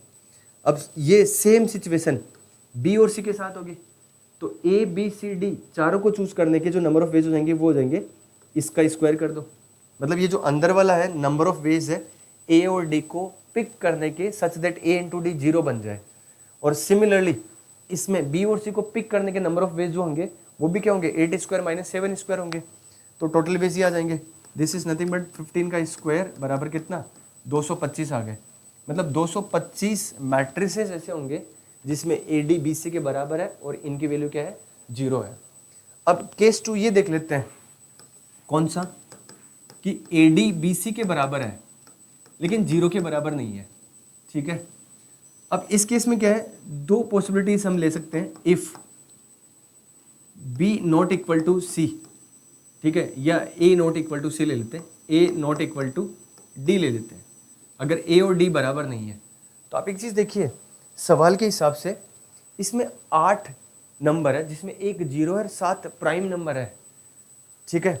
अब प्राइम नंबर देने से फ़ायदा क्या हो गया हमारे पास कि ए इंटू डी में एक ए फैक्टर होगा एक डी फैक्टर होगा, और वही दो फैक्टर बी और सी की तरफ होंगे। मतलब इधर अगर 3 और 5 है तो इधर भी 3 और 5 ही होगा।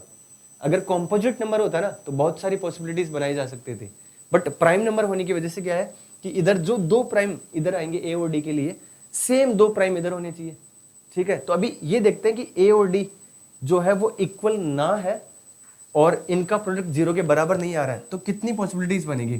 तो अगर ए को उठाने के 7 तरीके हैं तो ऑब्वियसली डी को उठाने कितने हैं 6 तरीके, ऐसा बोल सकता हूँ। अब ऐसे ले लेते हैं, जैसे मान लो सपोज करो ए को मैंने 2 ले लिया और डी को क्या ले लिया 3 ले लिया। ये एक केस है ए और डी को पिक करने का। अब इन ए और डी को पिक किया ऐसे, तो सिंपल सी बात है बी और सी की कितनी पॉसिबिलिटी होगी, बी और सी में ये भी हो सकता है 2,3 हो और 3, क्या हो 2 हो। इन दोनों सिचुएशन में यहाँ पे भी प्रोडक्ट कितना आ रहा है 6 आ रहा है, यहाँ पे प्रोडक्ट कितना था 6 था। तो यहाँ पर देखिए ध्यान से, ए और डी को पिक करने का जो एक केस है उसके साथ में बी और सी को पिक करने के 2 केसेस है, या तो 2,3 या 3,2। तो टोटल ए और डी को पिक करने के हमारे पास 42 केसेस है, और ईच केस के साथ बी और सी को पिक करने के 2 केस है। तो ये कितना हो जाएगा, this is 84 number of ways. कब, जब ए और डी बराबर ना हो। इसमें केस 2 देखिए, केस 2 मतलब केस 2 में अगर ऐसा हो कि ए और डी बराबर है, इसका मतलब क्या है, ए और डी दोनों सेम प्राइम नंबर है। अगर ए की जगह मैंने 3 लिया तो डी की जगह भी क्या लेना है 3 लेना है, तो ये 9 हो जाएगा। सिंपल सी बात है, बी और सी को भी क्या लेना पड़ेगा 3 ही लेना पड़ेगा। तो अगर ए में मान लो 7 तरीके से पिक करता हूँ तो डी के पास एक ऑप्शन है क्योंकि सेम है, और बी और सी के पास भी कितना ऑप्शन है, एक ही ऑप्शन है, तो यहाँ से कितने जाएंगे, 7 पॉसिबिलिटीज आ जाएगी। मतलब ए डी बराबर बी सी या तो 0 के बराबर हो या 0 के बराबर ना हो। 0 के बराबर है तो नंबर ऑफ पॉसिबिलिटी कितनी आ रही है, 2 to 5, और 0 के बराबर है तो ये, और 0 के बराबर नहीं है तो टोटल पॉसिबिलिटी आ रही है 91। अब यहाँ से ये जो केस लिया है, ये लिया हमने सिंगुलर मैट्रिक्स का, तो यहाँ पे total number of singular matrix कितने हो जाएंगे, टोटल नंबर ऑफ, ये r बराबर 0 पॉसिबिलिटी वाले नंबर ऑफ मैट्रिसेस कितने हो जाएंगे, this will be 2 to 5 plus 91, तो दिस विल बी कितना, ये तो 6 हो गया, ये 1 हो गया, ये 3 हो गया। और हमने पीछे देखा था यहाँ पे कि जो टोटल पॉसिबिलिटी है मैट्रिसेस की वो इतनी है 4096। अब 4096 में से क्या करें, 4096 में से 316 माइनस कर दो, तो दिस विल बी 0, 8, 7 और 3, तो this is the answer of question number 12 है। मतलब टोटल इतने मैट्रिसेस पॉसिबल है जब ये इन्वर्टिबल होगा। I hope this is clear. तो ये ध्यान में रखना है, अगर आप डायरेक्ट ये बनाते तो बहुत सारी पॉसिबिलिटीज़ बनती है। आप देख भी सकते हो यहाँ पे इसमें 3780 टोटल फेवरेबल केसेस है, और जो अनफेवरेबल केसेस है वो कितने हैं, अनफेवरेबल केसेस आपके 316 है। तो आप क्लियरली समझ सकते हो यहाँ से कि जो अनफेवरेबल है वो इजीली कैलकुलेट कर सकते हैं, और हमने किया भी है। तो ये ध्यान में रखना है कि कई बार अगर number of favourable cases calculate करें तो चीज़ें आसान हो रही है, number of unfavourable cases count करें तो चीज़ें आसान हो रही है, वो आपको ध्यान रखना है। अगला सवाल, next, let C1 be the circle of radius 1 with center at origin, C2 be a circle of radius r with center at 4,1. Okay. Two distinct common tangents PQ and ST of C1 and C2 are drawn. The tangent PQ touches C1 at P, C2 को Q पे touch कर रहा है, और tangent ST touches C1 at S और C2 को T पे touch कर रहा है। Midpoint of line segment PQ and ST are joined to form a line which meets the x-axis at point B. आगे दे रखा कुछ वैल्यू r² पूछा है। अब ध्यान से देखिए यहाँ पे ये दो सर्कल है ऐसे, और यहाँ पे देखिए दो सर्कल जो है इसकी रेडियस जो है रेडियस 1 है और इसकी रेडियस 3 से छोटा है। तो आप सर्कल बनाओगे ना तो ये नॉन इंटरसेक्टिंग आएंगे, एक ऐसा बनेगा और एक सर्कल ऐसा बन जाएगा। रफली बना देते हैं, ये C1 है और ये C2 है। इसका जो सेंटर है दैट इज़ 0,0 है, और इसका जो सेंटर है दैट इज़ 4,1 है। एक टेंजेंट इस पर ड्रॉ किया, मैं डायरेक्ट कॉमन टेंजेंट ले लेता हूँ, आप ट्रांसवर्स भी ले सकते हैं, कोई दिक्कत नहीं आएगी। और एक टेंजेंट यहाँ पे है। अब ये पॉइंट P ले लिया, ये पॉइंट Q ले लिया, और ये पॉइंट S ले लिया, और ये पॉइंट क्या ले लिया, T ले लिया। अब सवाल के हिसाब से ये क्या बोल रहा है कि इसका मिड पॉइंट और इसका मिड पॉइंट, इसको ज्वाइन करने से एक लाइन आ रही है, ये पोर्शन इसके बराबर है और ये पोर्शन इसके बराबर है। ऑब्वियसली DCT की लेंथ भी बराबर होती है, तो ये चारों ही बराबर एक तरह से। अब यहाँ पर देखिए ये पॉइंट और ये पॉइंट जो है, इस पॉइंट से दोनों सर्कल पे इक्वल लेंथ के टेंजेंट जा रही है, क्योंकि ये मिड पॉइंट है। तो एक तरह से मैं ये बोल सकता हूँ कि ये जो पॉइंट है और ये जो पॉइंट है वो रेडिकल एक्सिस का पार्ट है, या यूँ कहूँ कि ये जो लाइन मैंने ड्रॉ की है वो कोई और नहीं, रेडिकल एक्सिस ही है। क्योंकि रेडिकल एक्सिस जो आती है वो एक स्ट्रेट लाइन आती है दो सर्कल्स की, और ये दोनों पॉइंट रेडिकल एक्सिस के पार्ट है, तो इनको ज्वाइन करने पे जो लाइन आ रही है that is nothing but it is the radical axis of these two circles. और रेडिकल एक्सिस की इक्वेशन क्या होती है, S1 माइनस S2 बराबर 0 होती है। अब यहाँ पर S1 की इक्वेशन क्या है, मतलब C1 की इक्वेशन क्या है, सिंपली x² प्लस y² बराबर 1 है। और दूसरे वाले सर्कल की इक्वेशन क्या आ जाएगी, x माइनस 4 का whole square plus y minus 1 का होल स्क्वायर बराबर r² है। अब रेडिकल एक्सिस निकालना है, तो S1 माइनस S2 है, तो इसमें से इसको माइनस कर दीजिए। तो ये S1 ले लो चाहे C1 ले लो, ये S2 ले लेते हैं। तो S1 माइनस S2 अगर मैं करता हूँ बराबर 0, तो यहाँ से सिंपली x² कैंसिल आउट हो जाएगा, माइनस का 8x आएगा तो वो क्या हो जाएगा, प्लस का 8x हो जाएगा। और यहाँ से प्लस का 2y हो जाएगा, y² कैंसिल आउट हो ही जाएगा। ये प्लस का 16 और प्लस का 1, तो ये हो जाएगा प्लस का 17। तो भैया ये माइनस का 17 हो जाएगा, और इधर -1 राइट हैंड साइड में +1 है, तो इधर आके -1 होगा, तो ये कितना हो जाएगा, माइनस का 18, और ये प्लस का r² बराबर 0 हो जाएगा।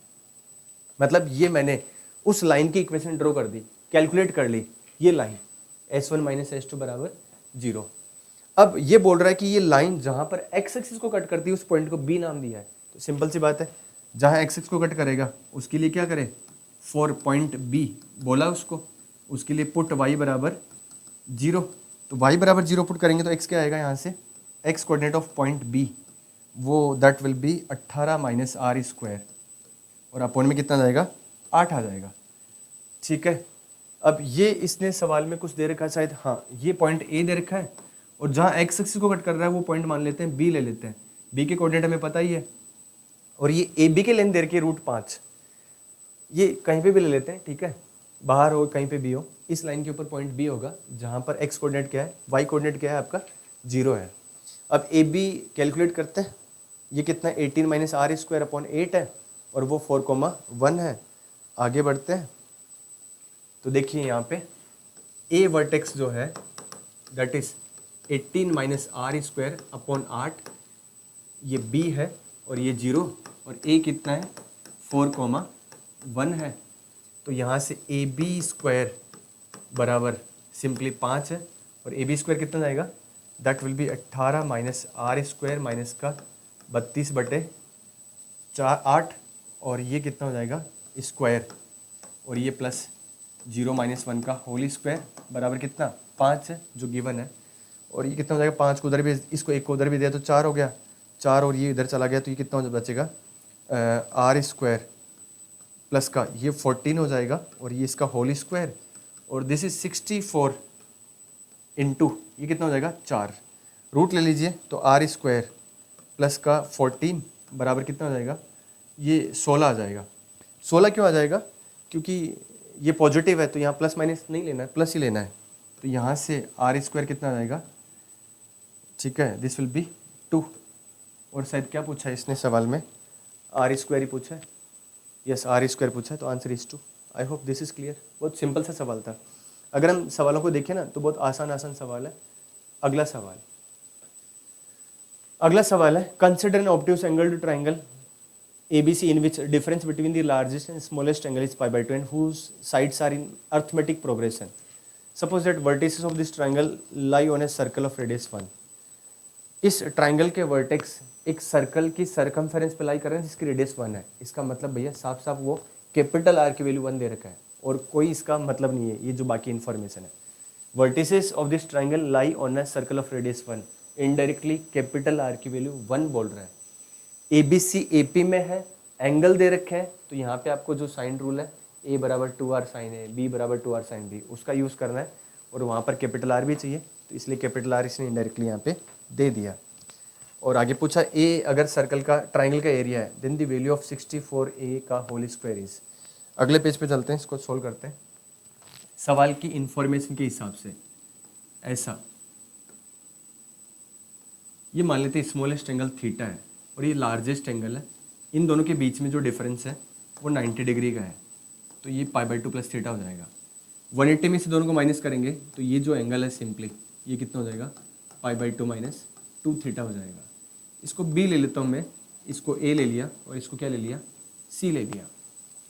अब क्लियरली यहाँ देखने क्या गिवन है, ये स्मॉलेस्ट एंगल है, ये क्या लार्जेस्ट एंगल है, तो ये एंगल जो होगा बीच में होगा, और बीच में अगर ये एंगल है तो मैं ऐसे ले सकता हूँ। इसके सामने वाली जो साइड है स्मॉल a सवाल में यूज़ हो रखा है, स्मॉल a जो है एरिया के लिए उसने यूज़ किया है, तो कंफ्यूज नहीं होना है। ये भी हम स्मॉल a ले लेते हैं, या इसको ले लेते हैं थोड़ी देर के लिए x ले लेते हैं, ये y ले लेते हैं, और ये क्या ले लेते हैं z, ये साइड से ले लेते हैं। अब यहाँ पर वी कैन राइट क्या कि क्लियरली ये एंगल सबसे बड़ा है तो उसके सामने वाली साइड भी क्या होगी ग्रेटेस्ट होगी, तो और सबसे स्मॉलेस्ट साइड कौन सी होगी z, तो z से बड़ी साइड कौन सी होगी x, और ये क्या हो जाएगा y। ये AP में है, ये AP में है, तो मैं क्या लिख सकता हूँ 2x बराबर z प्लस y, ऐसा लिख सकता हूँ। और साइन रूल के हिसाब से यहाँ से देखिए बच्चे y बराबर में क्या लिख सकता हूँ, that will be 2r sine b। अब साइन b कितना है यहाँ पे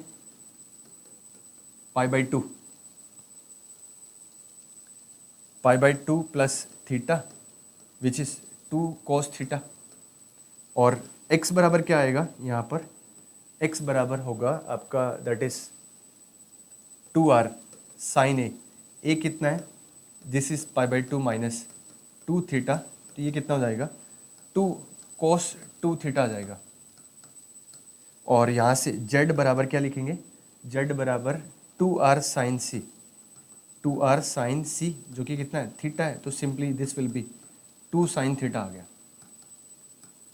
ठीक है, अब एक्स वाई जेड AP में है, जेड एक्स वाई AP में है, तो वहाँ से एक्स जेड और वाई की वैल्यू क्या आएगी, दिस इज 2 cos 2 थीटा, तो 2 कैंसिल आउट हो जाएगा, 2 cos 2 थीटा बोल सकता हूँ इसको मैं।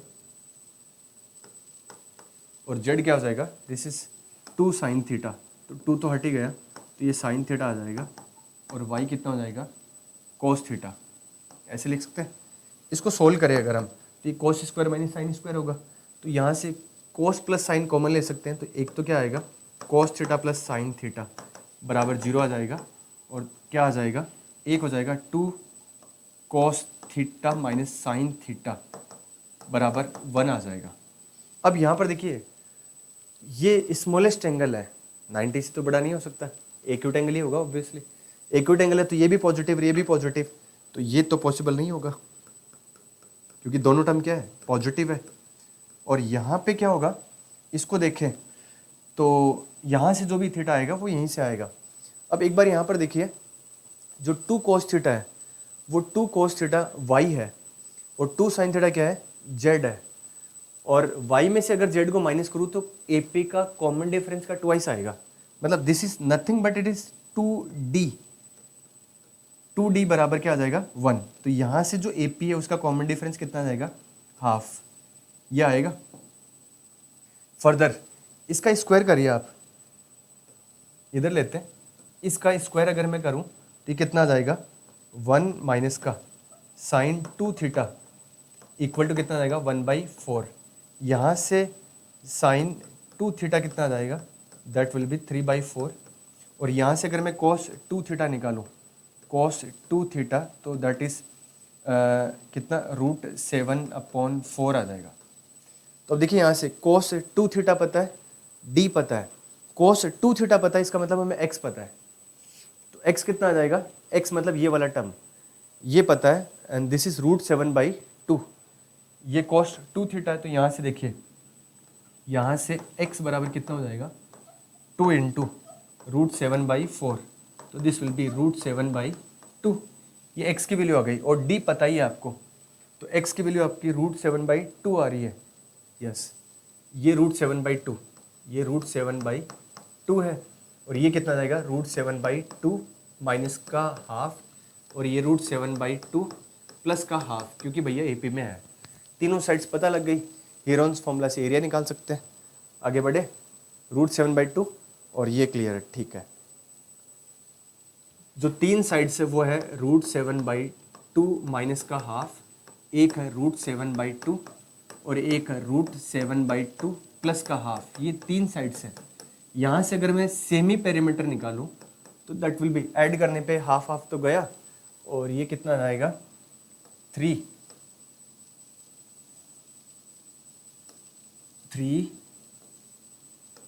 इंटू √7/4, ये सेमी पेरीमीटर आ जाएगा। एरिया निकालते हैं, तो एरिया मतलब A, वो कितना जाएगा, A स्क्वायर कर देते हैं यहाँ पे, A स्क्वायर कितना हो जाएगा, S into S minus A, S minus B, S minus C। तो यहाँ से S जो है सिंपली 3 इंटू √7/4 आएगा, और S माइनस A, S में से A को माइनस करते हैं, A मतलब कोई सी भी साइड ले लो आप, क्या फ़र्क पड़ेगा यहाँ पे, तो उसमें से इसको माइनस करते हैं। ये साइड यहाँ पे XYZ ले लेते हैं एक बार, क्योंकि A इधर पहले से आ रहा है, तो उसमें से एक बार इसको माइनस करते हैं, तो कितना जाएगा, 2 ये है, या लिख देते हैं दिस इज़ 3 √7/4, और ये माइनस का कितना जाएगा, इसको 2 से ऊपर नीचे मल्टीप्लाई किया तो दिस विल बी 2√7, और ये प्लस का 2 हो जाएगा, और एक क्या हो जाएगा, इसमें से इसको माइनस किया तो सिंपली इट इज़ 1 गया, √7/2 बचेगा, और एक कितना हो जाएगा, इसमें से इसको माइनस किया तो ये 3√7 माइनस का 2√7, और ये माइनस का 2, और ये डिवाइड बाय 4 आ रहा है। इसको फर्दर सोल्व करें अगर हम, तो कितना हो जाएगा, √7 तो 7, और ये 3, ये 7 आ गया, इंटू में है, और नीचे कितना आ रहा है, 4 इंटू कितने बार आ रहा है, मतलब 64 इंटू 2 आ रहा है।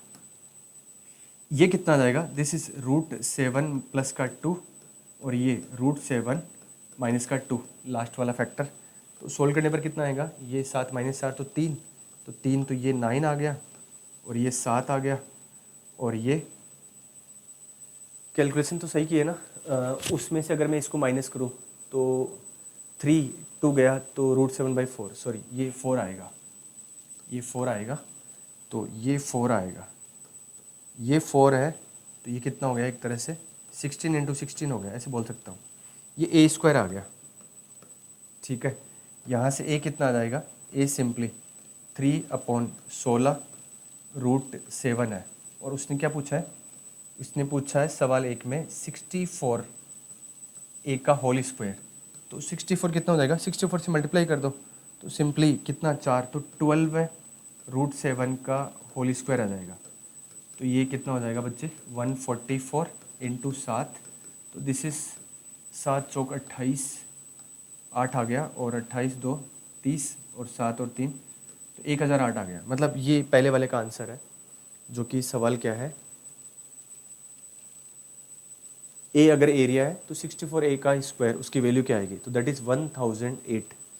और अगला सवाल क्या बोल रहा है,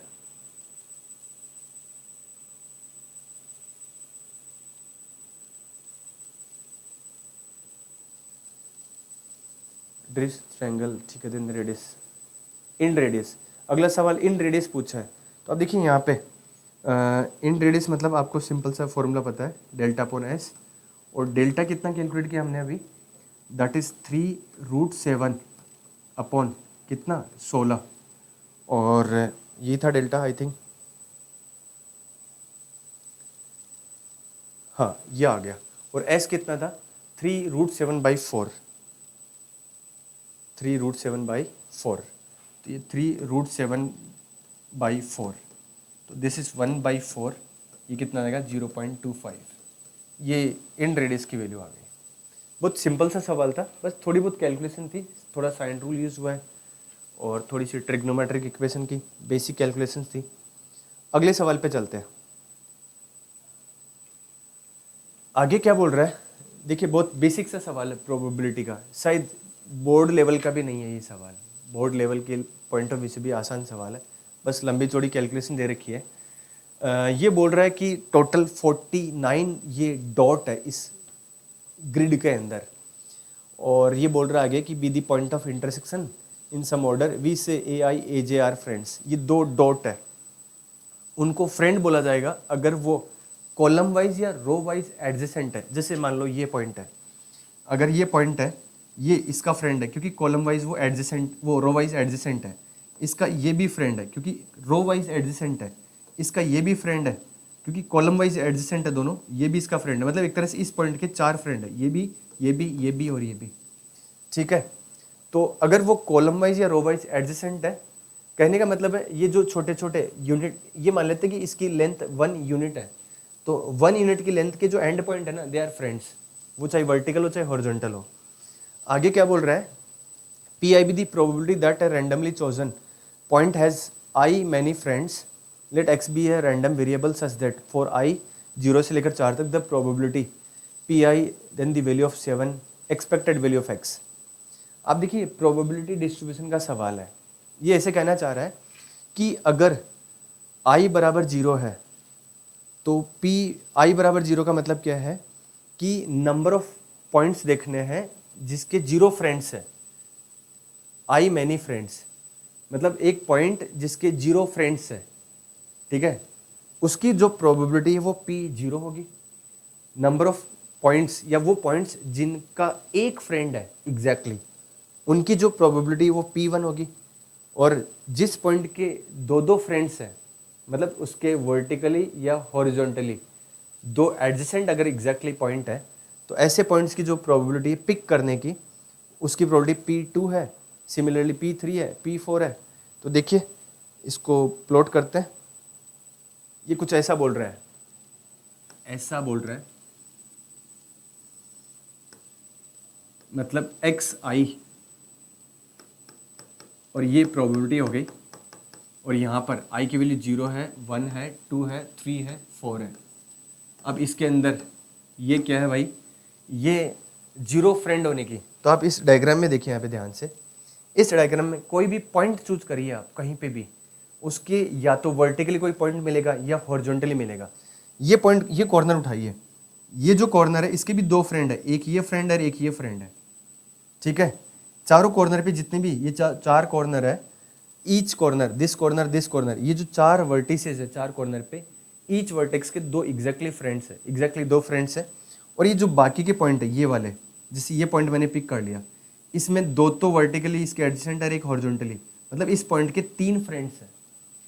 तो यहाँ पे साइड्स में कॉर्नर्स को छोड़ के अगर आप कोई भी पॉइंट लेते हैं तो उन सभी पॉइंट्स के एग्जैक्टली 3 फ्रेंड्स आ रहे हैं। और बाकी अंदर अगर कोई भी पॉइंट लोगे, जैसे यही पॉइंट पिक कर लिया मैंने ये, तो इसके 2 फ्रेंड ऊपर नीचे और एक इधर साइड में, एक इधर साइड में है, तो 4 फ्रेंड्स है। यानी यहाँ पे कोई भी वर्टेक्स अगर आप पिक करते हो तो उसके एग्जैक्टली या तो 2 फ्रेंड होंगे या एग्जैक्टली 3 फ्रेंड होंगे, ये एग्जैक्टली 4 फ्रेंड होंगे।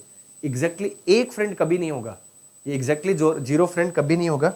इसका मतलब क्या निकला, इसका मतलब निकला कि एग्जैक्टली 0 फ्रेंड होने की प्रोबेबिलिटी 0 है, एग्जैक्टली 1 फ्रेंड होने की प्रोबेबिलिटी 0 है, एग्जैक्टली 2 फ्रेंड होने की जो प्रोबेबिलिटी है, मतलब कोई एक रैंडमली पॉइंट चूज करो और उसके एग्जैक्टली 2 फ्रेंड हो, ये तभी पॉसिबल है जब वो पॉइंट कॉर्नर हो। और कॉर्नर में कितने हैं, 4, तो 4/49, टोटल पॉइंट्स 49 है, तो ये इसके फेवर की प्रोबेबिलिटी है, मतलब इसके हिस्से में इतनी प्रोबेबिलिटी आ रही है। एग्जैक्टली 3 फ्रेंड्स हो, ऐसे नंबर ऑफ पॉइंट्स अगर आप देखोगे तो ये इस कॉर्नर और इस कॉर्नर के बीच में 5 पॉइंट तो ये है, 5 पॉइंट इधर है, 5 पॉइंट इधर है, 5 पॉइंट इधर है, कॉर्नर्स को छोड़कर। जैसे ये पॉइंट है, इसके 3 यहाँ पे क्या फ्रेंड्स है, इस पॉइंट के भी 3, 1, 2 और 3 फ्रेंड्स है। तो ये जो कॉर्नर्स को छोड़ के 5 पॉइंट्स बीच में बचे, 5 इधर और 5 इधर और 5 इधर, ये सारे वो पॉइंट्स है, टोटल 20 पॉइंट्स है, ये सारे वो पॉइंट्स है जिनके एग्जैक्टली 3 फ्रेंड्स है। तो यहाँ पे क्या लिख देंगे, दिस इज 20/49, और जो बीच में बचे आप ऐसे भी देख सकते हैं, 4 और 20 24 हो गए, बीच में कितने पॉइंट्स बचेंगे, 25, काउंट भी कर सकते हो, वो सारे पॉइंट्स जिनके एग्जैक्टली 4 फ्रेंड्स हैं। तो ये प्रोबेबिलिटी डिस्ट्रीब्यूशन आ गया इन वेरिएबल्स के हिस्से में जो भी है। फर्दर वो पूछ रहा है कि एक्सपेक्टेड वैल्यू एक्स की, मतलब सिंपली इंटू 7 भी आई थिंक शायद ये पूछ रहा है। तो सिंपली क्या हो जाएगा, this into this, this into this, this into this, तो 8 प्लस ये कितना हो गया 60 हो गया, और ये कितना हो जाएगा 100 हो गया, इंटू 7 करोगे तो 49 से 7 बचेगा, और ये कितना हो जाएगा 168 डिवाइडेड बाई 7, तो 24, ये 24 आंसर आ रहा है। सिंपल सा सवाल है, मतलब सवाल समझना था बस, कैलकुलेशन कुछ नहीं थी। I think this is the easiest question, बाकी हो सकता है इसे भी आसान हो, बट ये मोस्ट इजी क्वेश्चन है। अगला पार्ट क्या बोल रहे हैं, अगला पार्ट ठीक है ये हो गया, अगला पार्ट नहीं, हमने शायद पहले, हाँ ठीक है 16 हो गया, 17। नेक्स्ट क्वेश्चन है, 2 distinct points are chosen randomly out of these points, let P be the probability that they are friends, then the value of 7 P's। आप एक चीज़ देखिए, 2 पॉइंट फ्रेंड कब होंगे, जब वो इस यूनिट लेंथ के एंड पॉइंट होंगे। मतलब यहाँ से 2 पॉइंट उठाने के बजाय जो फ्रेंड है, हम ऐसे सोच लेते हैं कि एक यूनिट लेंथ उठा लो, जैसे ये यूनिट लेंथ उठा ली, तो एक पॉइंट ऑब्वियसली यहाँ पे, एक पॉइंट यहाँ पे ऑब्वियसली, तो वो क्या होंगे, हमेशा फ्रेंड ही होंगे। वो चाहे हॉरिजॉन्टल हो चाहे वर्टिकल हो, जैसे वर्टिकल ये यूनिट लेंथ उठा ली, तो एक तरह से मैंने इस यूनिट लेंथ को उठाने का मतलब क्या है, मैं इन 2 पॉइंट्स को पिक कर रहा हूँ, ठीक है। तो पॉइंट्स को पिक करने के सेंस में ना देखकर इसको ऐसे देख लेते हैं कि यूनिट लेंथ उठा लो। एक यूनिट लेंथ उठाने का मतलब क्या है कि हम 2 फ्रेंड्स को पिक कर रहे हैं। अब ऐसे कितनी यूनिट लेंथ आप पिक कर सकते हो हॉरिजॉन्टली और वर्टिकली, वो टोटल देख लो, वही आपके नंबर ऑफ फेवरेबल केसेस हो जाएंगे। और टोटल केसेस कितने हो जाएंगे, 49 पॉइंट्स है तो 49 C2 हो जाएगा। तो यहाँ पर देखते हैं एक बार, जैसे ये यूनिट लेंथ है एक, ये उठा सकता हूँ तो ये दोनों फ्रेंड्स पिक हो जाएंगे, अगर इसको पिक करता हूँ तो ये दोनों फ्रेंड्स पिक हो जाएंगे। तो ऐसे 1 2 3 4 5 6 हॉरिजॉन्टल ये यूनिट लेंथ है, और ऐसे लाइंस कितनी है, टोटल 7 है। तो एक तरह से 6 × 7 हॉरिजॉन्टल वे में 2 फ्रेंड्स को उठाने के नंबर ऑफ वेज हो गए।